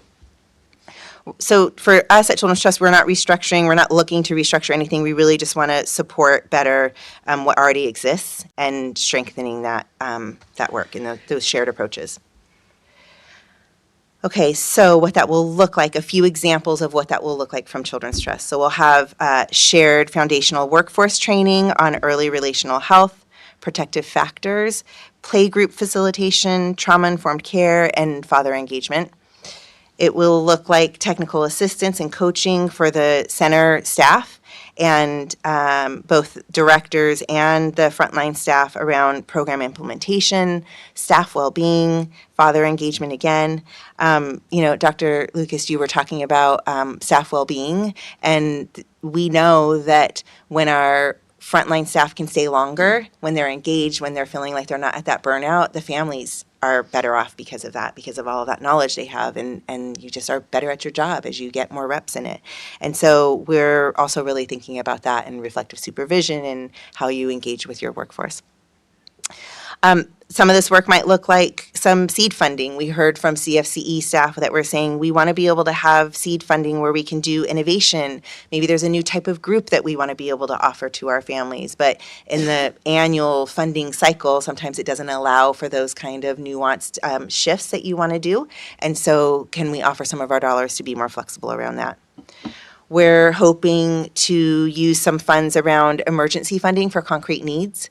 So what happens when your tire blows out and you need to fix that, and then that means that you can potentially prevent the missing work, missing your child going from school, which can then always just become that downward spiral of a lot more things occurring for that family.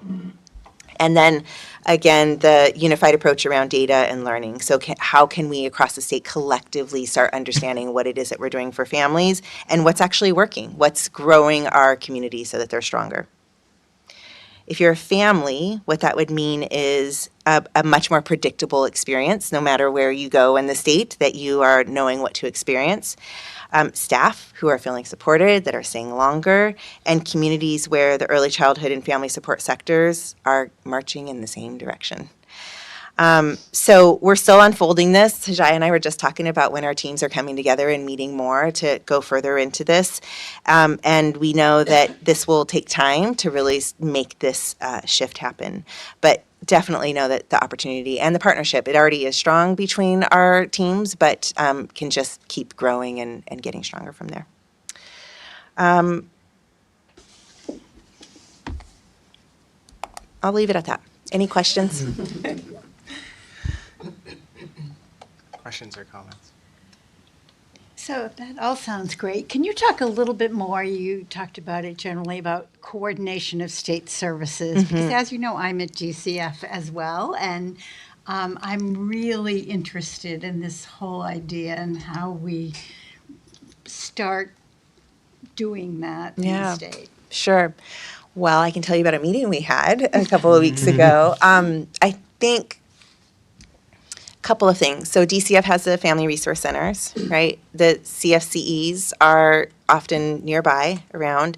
And all of our state agencies have benefits, programs, right, that they can come to. So childcare vouchers, Mass Health, food stamps, whatever it may be, Social Security, although that's federal, but still we have the offices that can support within that. Some of it has started with just conversations with folks higher at the top to be able to say at the different state agencies, we need to coordinate better with the family center models so that they're on site. So families don't have to start going to, I get your guys' CCR&R,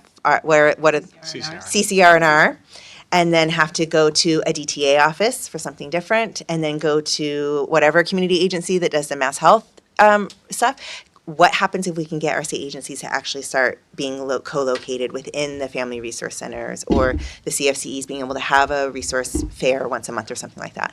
And so it's it's really the commitment for, and what we want to, what's I think been happening more historically is that we're keeping it at the regional level or the local level to be dependent on making those relationships. And what we heard in our interviews and our talk with staff at the centers is, could you do it from the top down? Because that would be a lot more helpful for us. And then it means that we don't have 80 CFCEs trying to make those connections, but we can come from the top down around like, hey, state, we need this. Let's start talking about that. So we started that conversation about a month ago and asked all of the state agencies, like, what data do you need? Who do you need to go talk to in your teams so that we can start having that at a minimum at the family resource centers? So we're thinking about it at least for the family resource centers. Right. Yeah. Well, and I think you're absolutely right. People always talk about we don't have the money, our state budget has problems right now, but I agree with what you say. It starts with the commitment, and then you find the money. So you have to. I don't think we need more money. Yeah. I think we just need better coordination. Yeah. So I always say we're like 100%. We are a well-resourced state. We're just under-coordinated, and we can do better with that. So sometimes when you have more resources, you don't have to coordinate as much. And so when you look at some of the poorer states and areas, they do much, much better in coordinating and playing with one another in the sandbox. Yeah. We can do better with that. Yeah. So.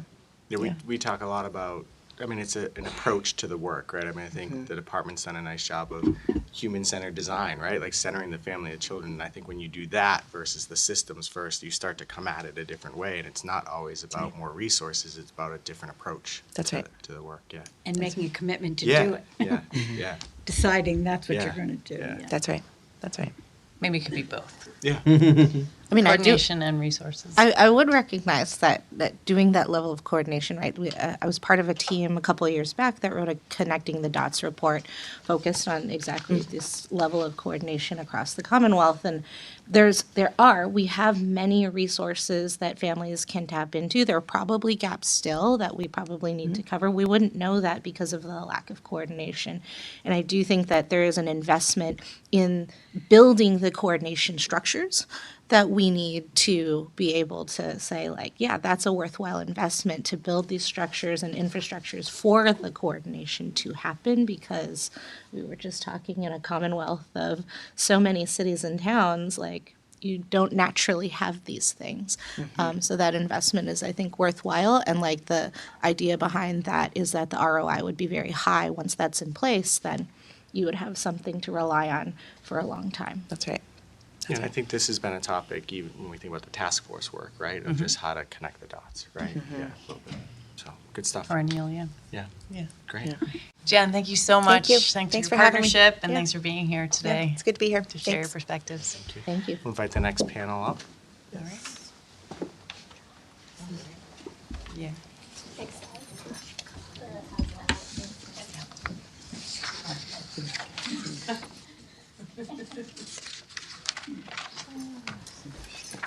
We're so excited to be inviting up a panel of our CFC coordinators to talk about the work in each of their communities. CFC Day here at the It Board of is Early CFC Day. It's Family and Community Support Day. Yeah. Yes. And I'm turning it over to Hajai to manage the panel. I am just back from moral support number one, just to uplift this wonderful panel of coordinators and to also remind the board that these are 3 stellar coordinators, but there are 77 other ones out there that we could have let you hear from. But without further ado, I'll let the panel introduce themselves. So, Kathy, you're up. Thank you.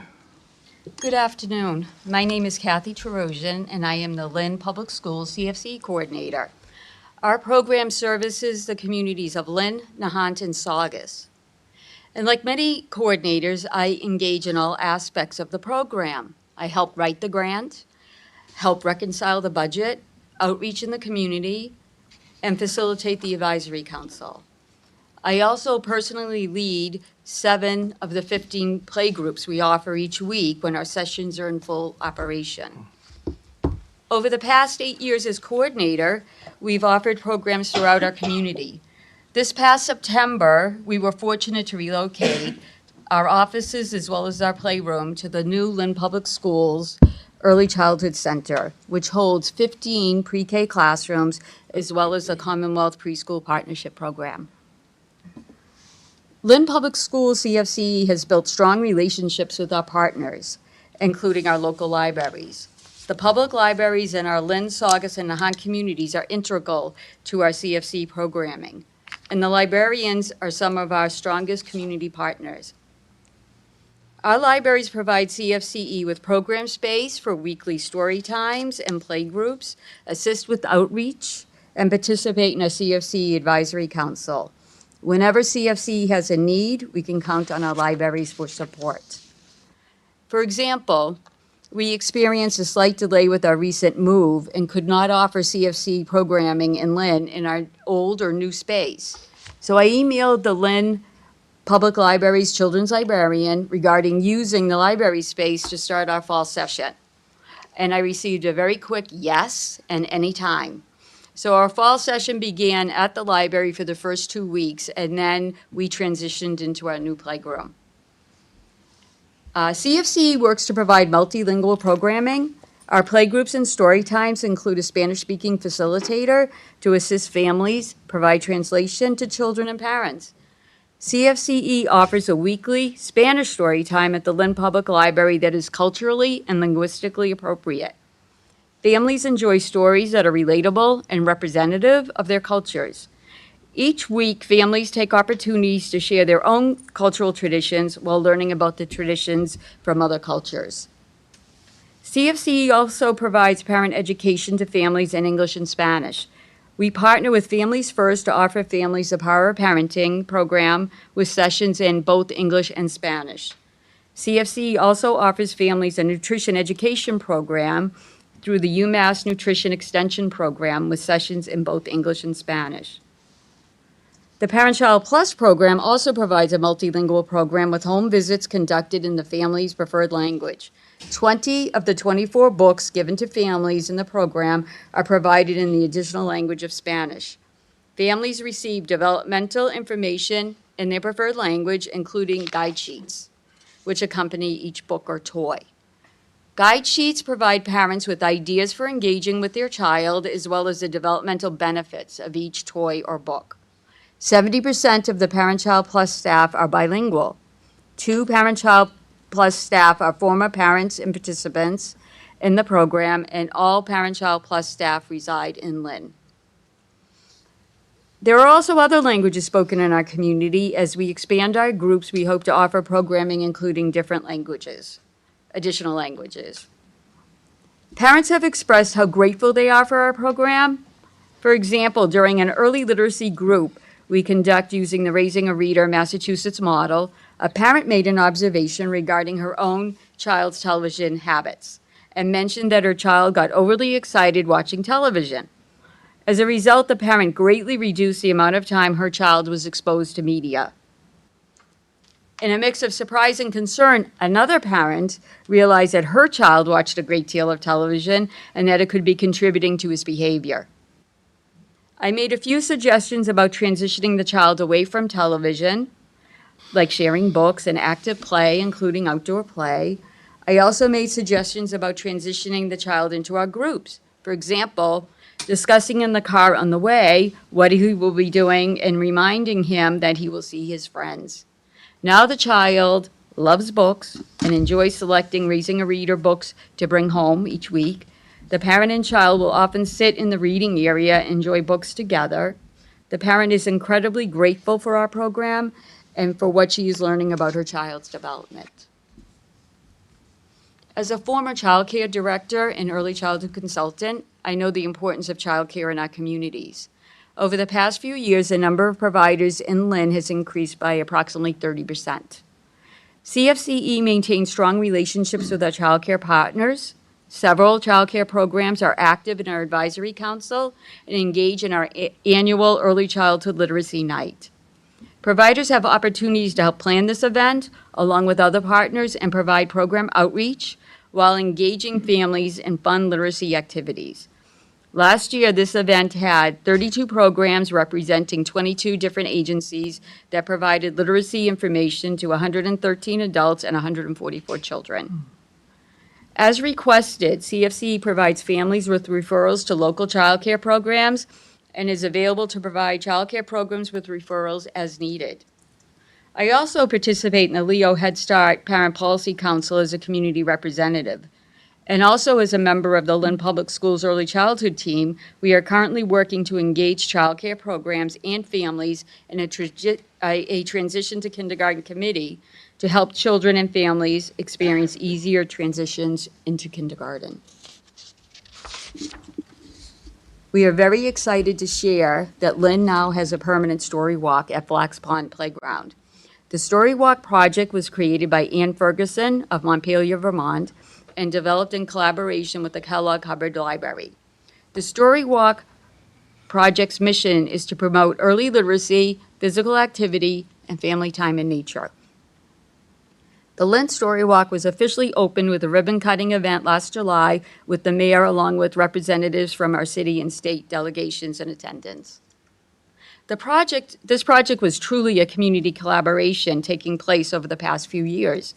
CFC attended meetings with the Lynn Park and Recreation Committee, and the decision was made to install the Story Walk at the Flax Pond Playground. The carpentry students at the Lynn Vocational Technical Institute, along with their teacher, built the story posts, with the Lynn DPW installing the post at the playground. CFC is now working to partner with the Flax Pond Association to collaborate with routine upkeep of the Story Walk. Thank you for taking the opportunity to, having me take the opportunity to share our program with you today. Thanks, Kathy. Thank you. Hi, I'm Cindy Horgan, and I'm the Director of Family Support Services and the coordinator of the CFCE at the Cape Cod Children's Place down in Eastham. Our area that we serve is Barnstable, Yarmouth, Dennis, Harwich, Chatham, Orleans, Brewster, Eastham, Wellfleet, and Truro, ending in Provincetown. Phew. Our work is guided by, with its foundation being, it's all about relationships, and there's many points of entry. We engage our community from a strength-based lens, which means everybody has a strength. Many of our family-serving agencies begin with the letter D, and that often relates to deficit. And so what does a strength-based lens look like? And I can share with you a home visit that I did several years ago with a community partner. And I went into a home, it was an apartment with a single mom and one child that had a lot going on. When I got into the apartment, there was an orderly kitchen, and it had a card table, and it had a chair, folding chair, and a high chair. And in the other room was a mattress on the floor. And this mother was anxious and really pretty sure that there was a lot of judgment taking place. And in the moment, on the wall with a thumbtack was a picture of this little boy a very active little boy that was probably taken at Sears and Roebuck, remember that? And in that moment, there was the strength. So I looked at the mom and I said, you are amazing that you got him to sit for that beautiful picture. And that was where relationship began, and that's where the point of entry began.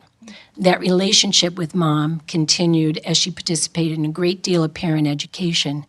And the outcome of that experience for her was to find her voice and to know that she was her child's first and most important teacher. And years later, when she called me to say that there was a second child, she just wanted me to know that she knew what she was doing. And that's what happens when we see people from a place of strength. Our work is guided by two real philosophies. One is the protective factors. So we know that those 5 protective factors, which are concrete supports in times of need, which CFCE doesn't provide, we know that, so don't get worried. But we get it in other ways. Child development and parent education, parental resilience, social and emotional competence, and social connection. And so creating community is that building block. The other framework that we use is the HOPE framework that comes out of Tufts. And we understand that framework is a response to the ACEs, the adverse childhood experiences, that we can counteract that with the positive childhood experiences. And the foundation that we build around that is understanding that it's about relationships, it's about engagement, it's about emotional growth and environment. So that's how we do our work. Now when we do it, how do we do it on a place as big as Cape Cod and the islands? And how do we work around family isolation? Because Cape Cod, if you came after Columbus Day and before Memorial Day, looks a whole lot different than it does on the 4th of July. I'm just going to say that. And our ability to support families that our public transportation system isn't designed for families. It doesn't work regularly during the winter months for families to get there. As I was providing resources for a family to join one of our groups that needed transportation, and I called a cab company in the last few months, and they said, oh, you're lucky, today's the day. And I said, oh, why is that? And they said, we're closing tomorrow. And so cab companies do not exist, and Uber is a lot more expensive on the Cape. So these are some of the barriers that we experience. We do not allow those barriers to be a prevention to our work. So we are in every community. In addition, as it's been mentioned many times, we collaborate with our libraries, our schools, our churches, our community centers. We also do a great deal of collaboration with all the other CFCEs. Housing insecurity on the Cape is as it is throughout Massachusetts, so we're not special. But what we do know is many of our families do what we call a winter rental. So they go into a home in October, and they have to leave that home in May. And so in the summer, they're in campgrounds in all different kinds of places. What happens is they often leave the community that they got so much support in, and they join another community. And because of our collaboration with one another, we are able to really provide a very rich, warm handoff. So when a family says, I can't live here anymore, and where they're going, we're able to say, guess what? This is what's happening there, and really build it with consistent relationships. Our ability to really bring those programs into each community is really that game changer, because each community has its own culture, its own personality, and so we're able to support it there. I could go on forever talking about the benefits and the impact of CFCE, but I think I will close with what just is a really important story. It's a mom I met 12 years ago at a family event. It was a clothing swap that we had, and she came up to me, and she had this beautiful little baby, come to find out a preemie in his seat, and English was not her first language, Spanish was. She was from Colombia, and she came and she met me, and we started to connect her with the different things. And that was 12 years ago, and now he has crushes on girls, but that's another story. But this family participated in everything that we had to offer. This family was there at every play group, early literacy group, parent education, community event. She said it saved her life. She then saw that our local school needed to have a voice at the table. So as she grew as a mom, as a person in this community. She went from being a mom that was receiving so much to giving back. She's a member of the school committee because they need to hear voices from other places. She works for another human service agency supporting women called Helping Our Women, and she's able to connect those women that English is not their first language. And I'm really proud to say she's part of the Cape Cod Children's Place PC Plus program and is one of our early learning specialists. And she is an example of what happens when you see people from the strength and you give them what they need, and then they're able to fly. So thank you for your time. Thank you, Thank Cindy. you. Thank you. I like hearing these stories too about the work we do. Hi, my name is Kelly Ford. I am the program manager for CFCE and the Parent Child Plus with Making Opportunity Count in Central Mass, and we service 10 towns. I want to do what you did. So it's Fitchburg, Gardner, Westminster, Ashburnham. Yes, see what happens. And then I have and also 5 Quabbin towns, and Templeton. So there's our service for our 10 towns. I have been working in the field of early childhood education for 33 years, primarily as a center director and owner. And 3 years ago, I made a sidestep and transitioned to CFCE. And now not only do I get to create play spaces for children for learning, they get to bring their caregivers with them. And it just excited me so much because all of the fun activities and learning that children are doing through what we're providing for them, now their parents can see it firsthand. And they're sitting on the floor and they're building too, and they're painting and gluing, and then they're also using and manipulating Play-Doh, and they're playing in the water table. And while they get to do all these things, us as facilitators get to be there on the sidebar and say, isn't this so much fun? And when they're hammering golf tees into styrofoam and they're saying, yeah, this is so much fun, I said, you know, they're working on their eye-hand coordination right now, and they're working on the upper body skills right now, and then they're also taking turns because I only have 4 hammers today. So all this learning is happening while your child is playing. It's so fun to point things out to them and just say, guess why I'm repeating the same song every week? Because now they're really learning it, they're repeating it, they're gaining more confidence in being able to recite the songs with me, and just about all of the learning. So we're helping these parents build the capacity for them to provide support for their children in moving on. So when we have infants in the room, we're talking with parents about what that next part is. Oh, they're going to be rolling over soon. Or I saw that they weren't sitting up to, last time you were here, and now they're all of a sudden sitting up. And we're talking and asking these parents about how things are going with the development of their child. And then in turn, they're asking us questions along the way. Miss Kelly, I was just wondering about, I don't hear as much language out of my little boy as that little boy over there, and I just found out they're the same age. Well, this opens up a great discussion with them about speech and language development, and do they have concerns about this, and do we want to look into a little bit further? We can bring up ASQs with our families and have these discussions. And at the same part, and what my coworkers have also pointed out is they also have the supports from the other parents in attendance, because they'll say, oh, how's your little one doing, sleeping through the night, and oh boy, we have this issue going on, and so do we. And they're finding a community within each other, based around child development and what their children are experiencing at the time. It just brings me a lot of joy. I could talk a lot about the work that we do with families and the support that we're able to provide them, and in turn, they do the same for us. They show up. They show up week after week, sometimes 2 play groups a week. We get to build a real good relationship with the families that we can see moving further on.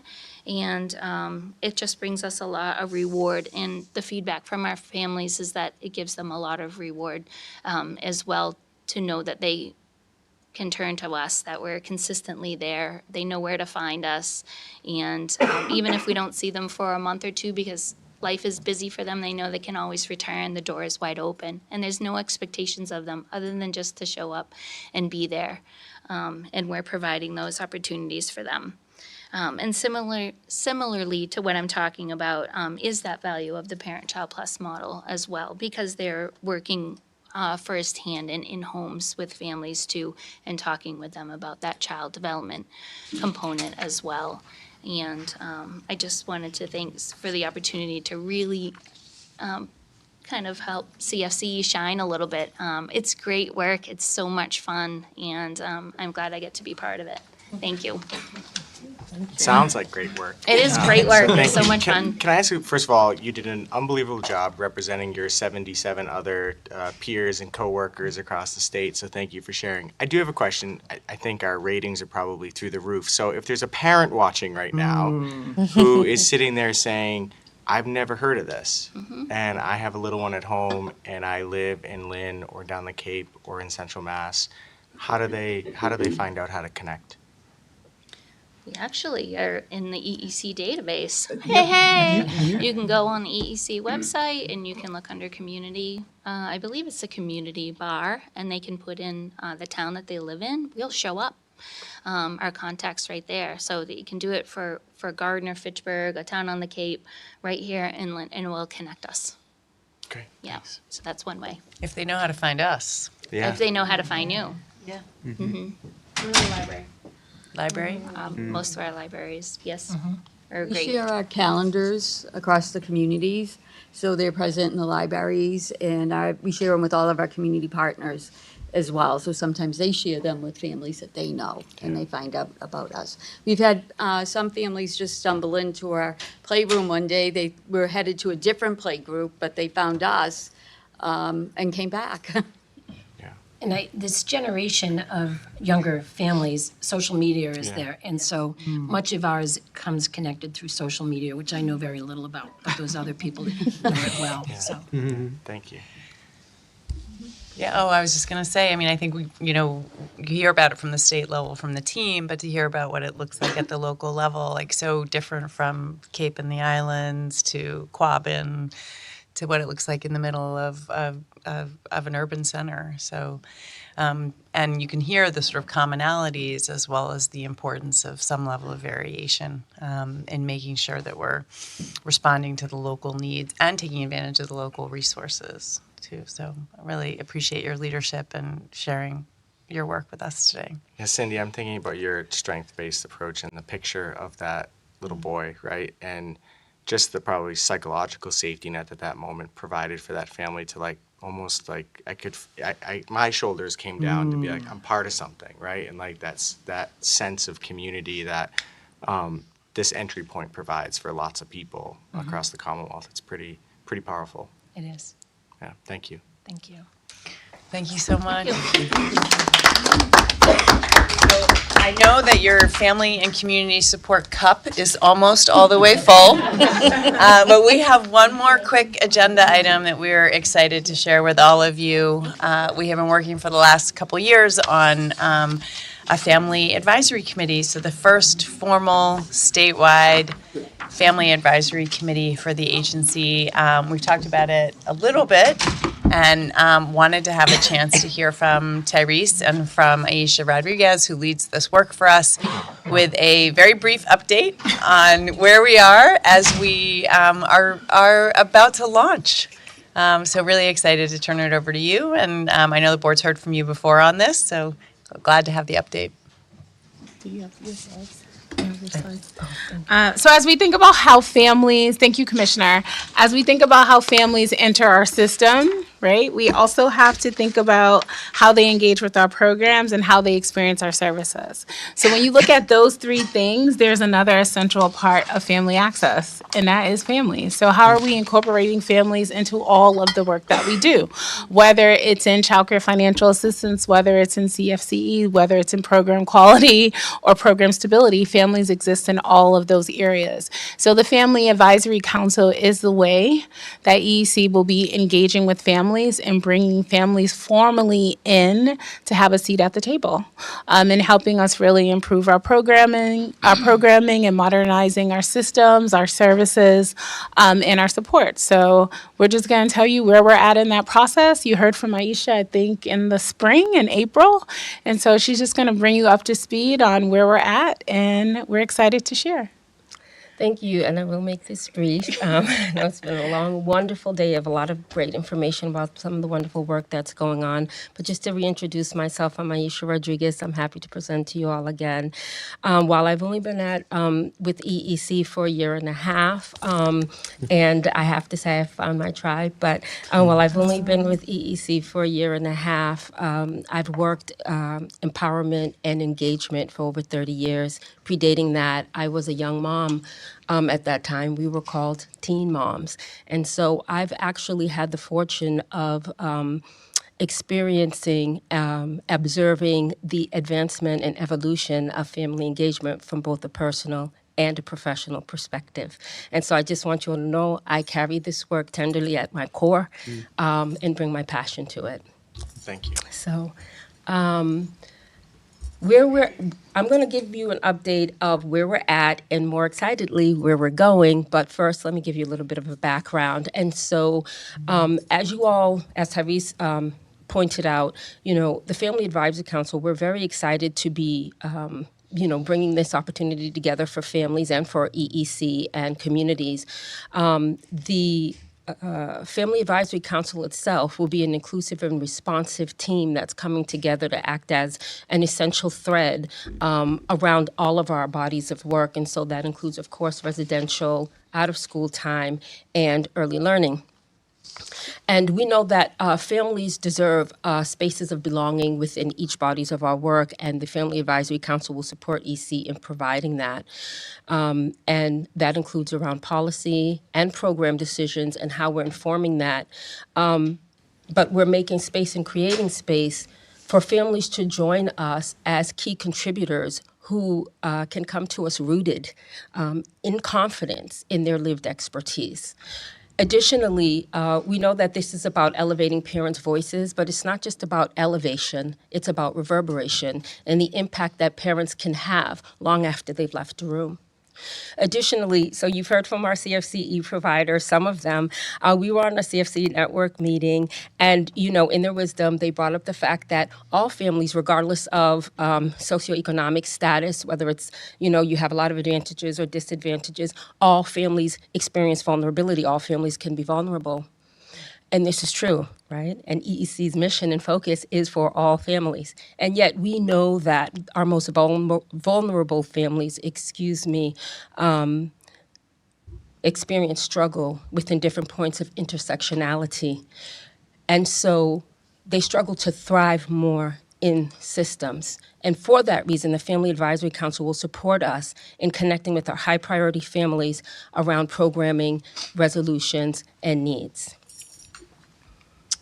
So just to give you a quick background again, Massachusetts is a diverse state, okay? And so, representation matters. And we know that we have many various categories where we can experience diverse representation across the state.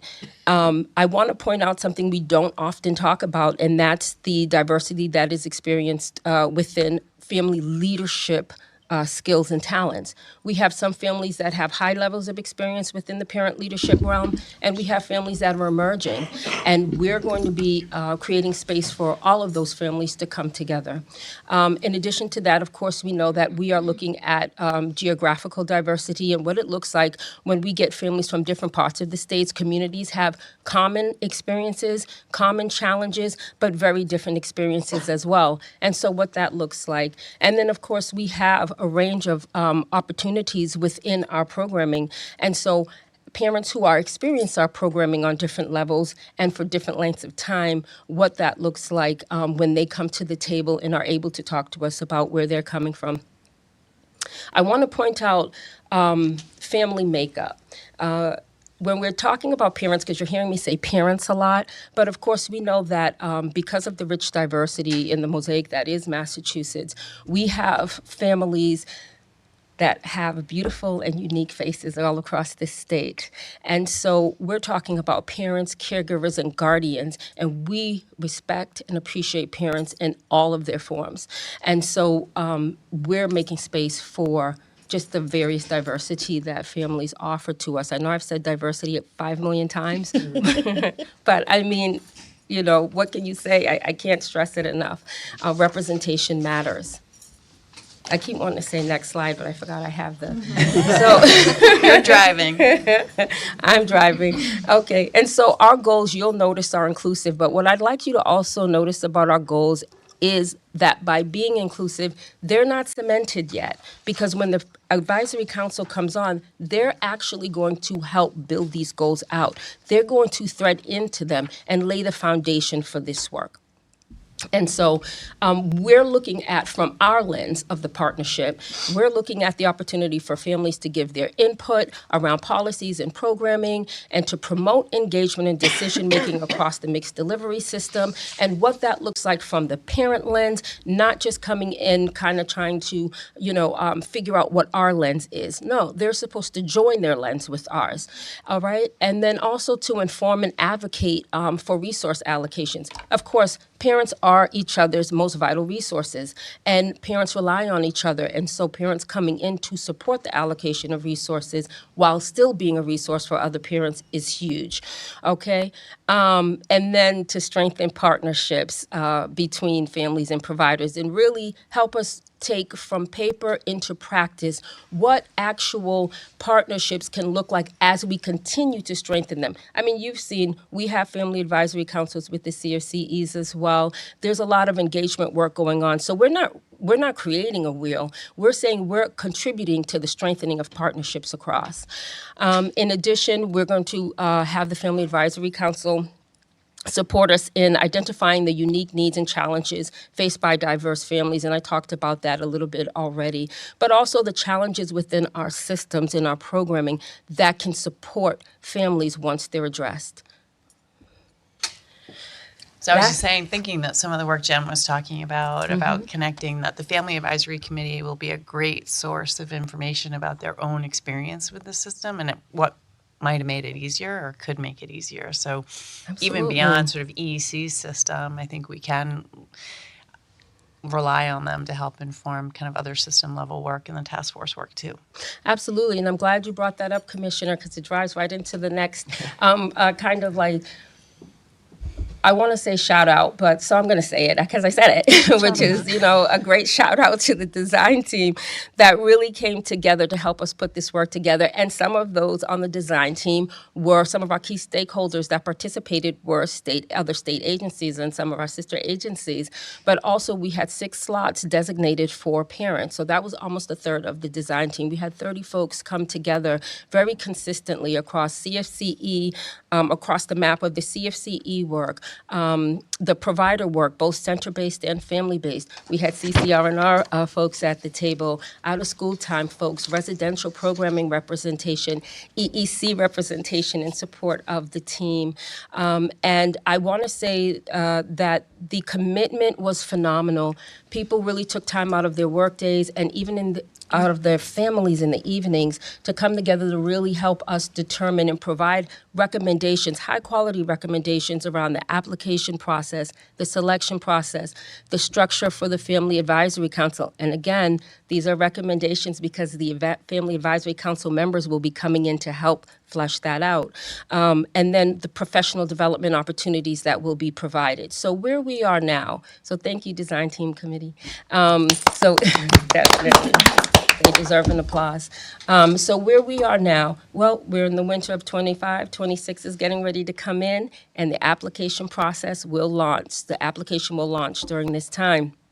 A couple of things to keep in mind about the application. One, we have an ambitious outreach strategy. And so we really, when I say we want to hit every community and every region of this state, I really mean it. And so how that's going to look is we know that word of mouth is usually under, what's the word? When people don't use it a lot.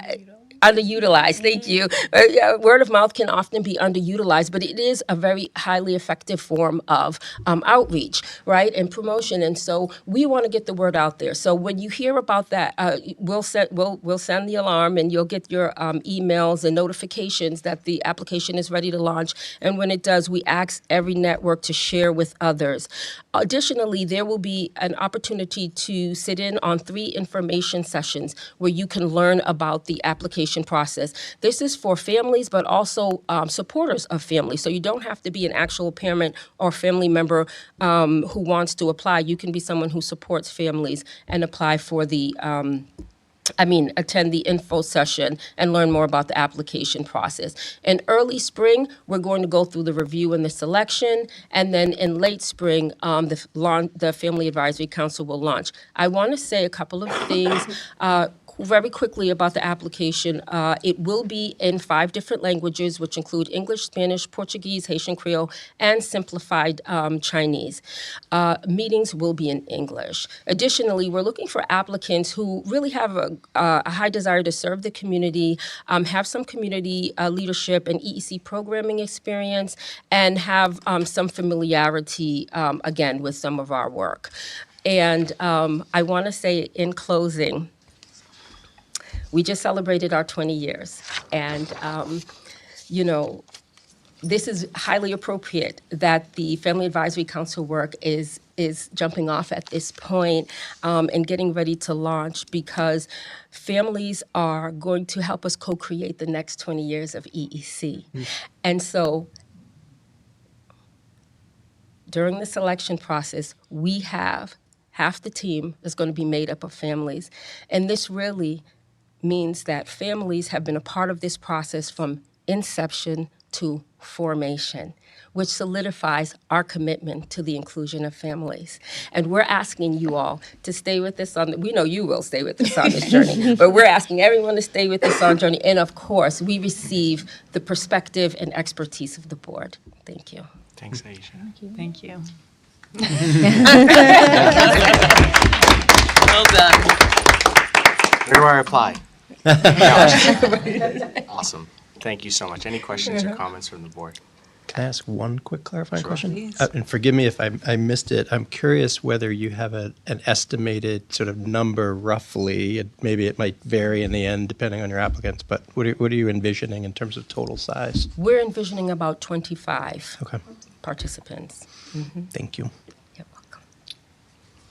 I just want to mention too that Nikki and I have spoken a little bit about that. Nikki Ruiz sits in the parent seat on the board, and so there'll be a nice opportunity for us to make a connection between the parent seat here and the family advisory. Honorary member. We just might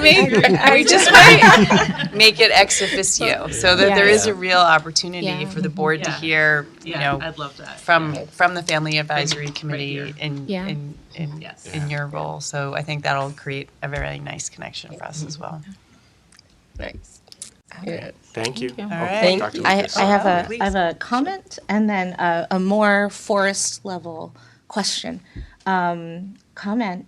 Thank you, Aisha, for noting the diversity of families. And I think this is something we rarely talk about in that, and uplift in that, like, our family structures are wild. Like, I've seen lots of types of families, and we often, from where I sit as a researcher, if you look at data, we're often talking about 1-parent, 2-parent families, and that's not it. Like, there's so many other structures, and I really appreciate you elevating that, taking the leadership in bringing that language to the forefront, highlighting that diversity. I appreciate the agency for doing that too. I really hope that my colleagues and the folks who are studying these things take note and recognize that level of diversity in our own work, so that we can, sometimes if it's not in the data, we don't see it. And so I appreciate that there.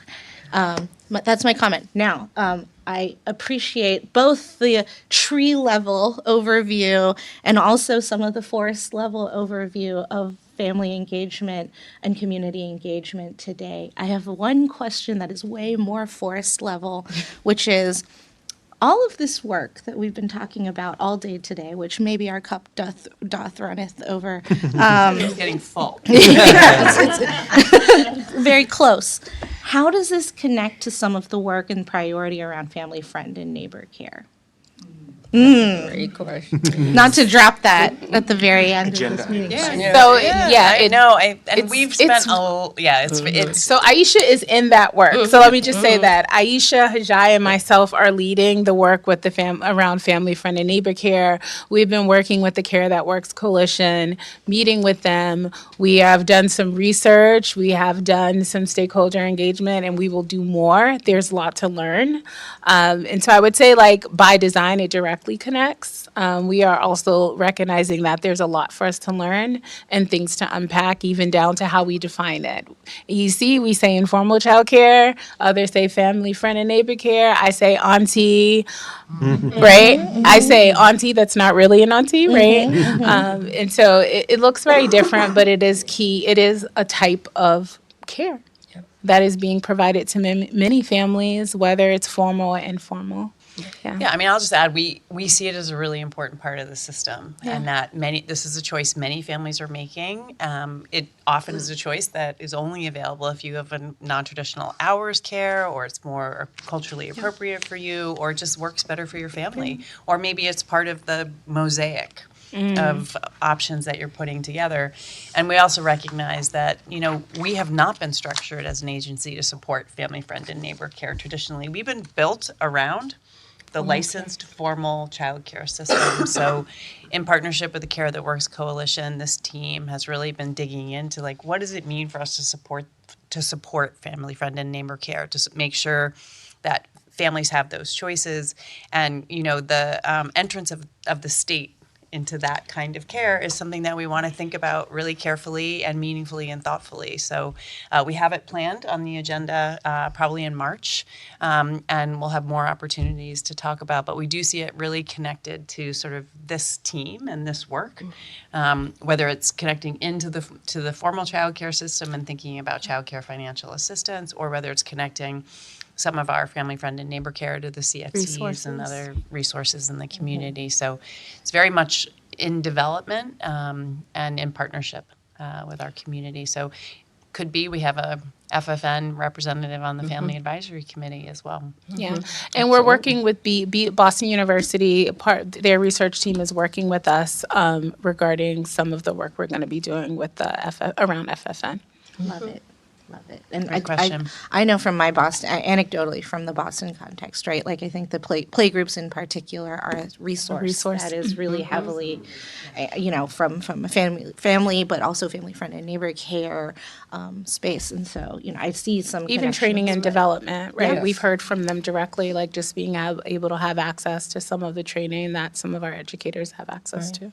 And in connection with, because a lot of FFN providers, can be experience isolation as it relates to other providers or some of these resources. And so how are we connecting or creating opportunities for connection? Yeah. Right, because we've been thinking about what's the care that's happening and how are we supporting that? And then what about the caregiver?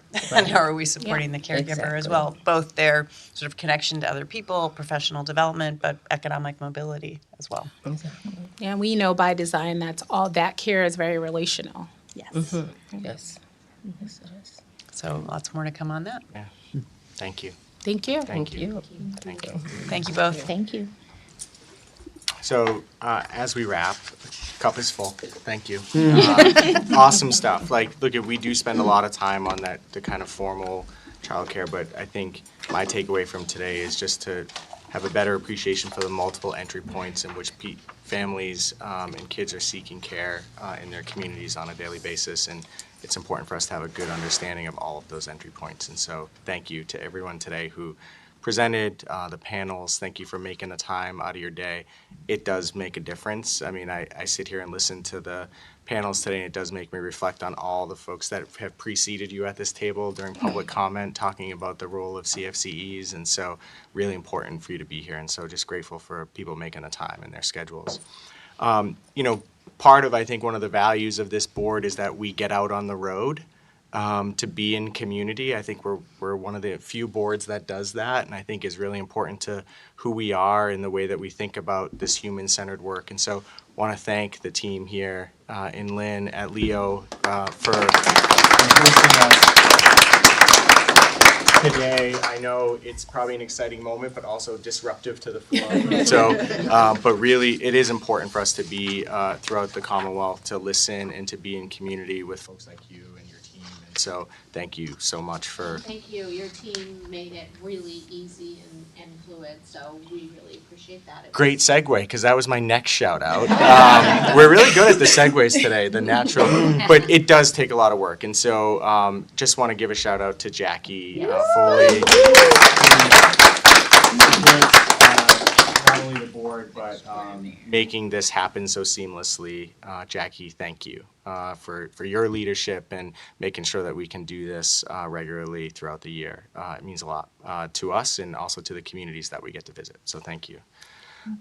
So with that, I wish you all a happy new year and a wonderful season and whatever that means for you. I hope you all have a time to kind of rest and recharge and connect for yourself over the next couple of weeks. We will see you in Boston in January. And with that, I'll make a motion to adjourn. Can I have a second? All those in favor say aye. Aye. Opposed? Great. We'll see you in January. Happy New Year, everyone. New Year.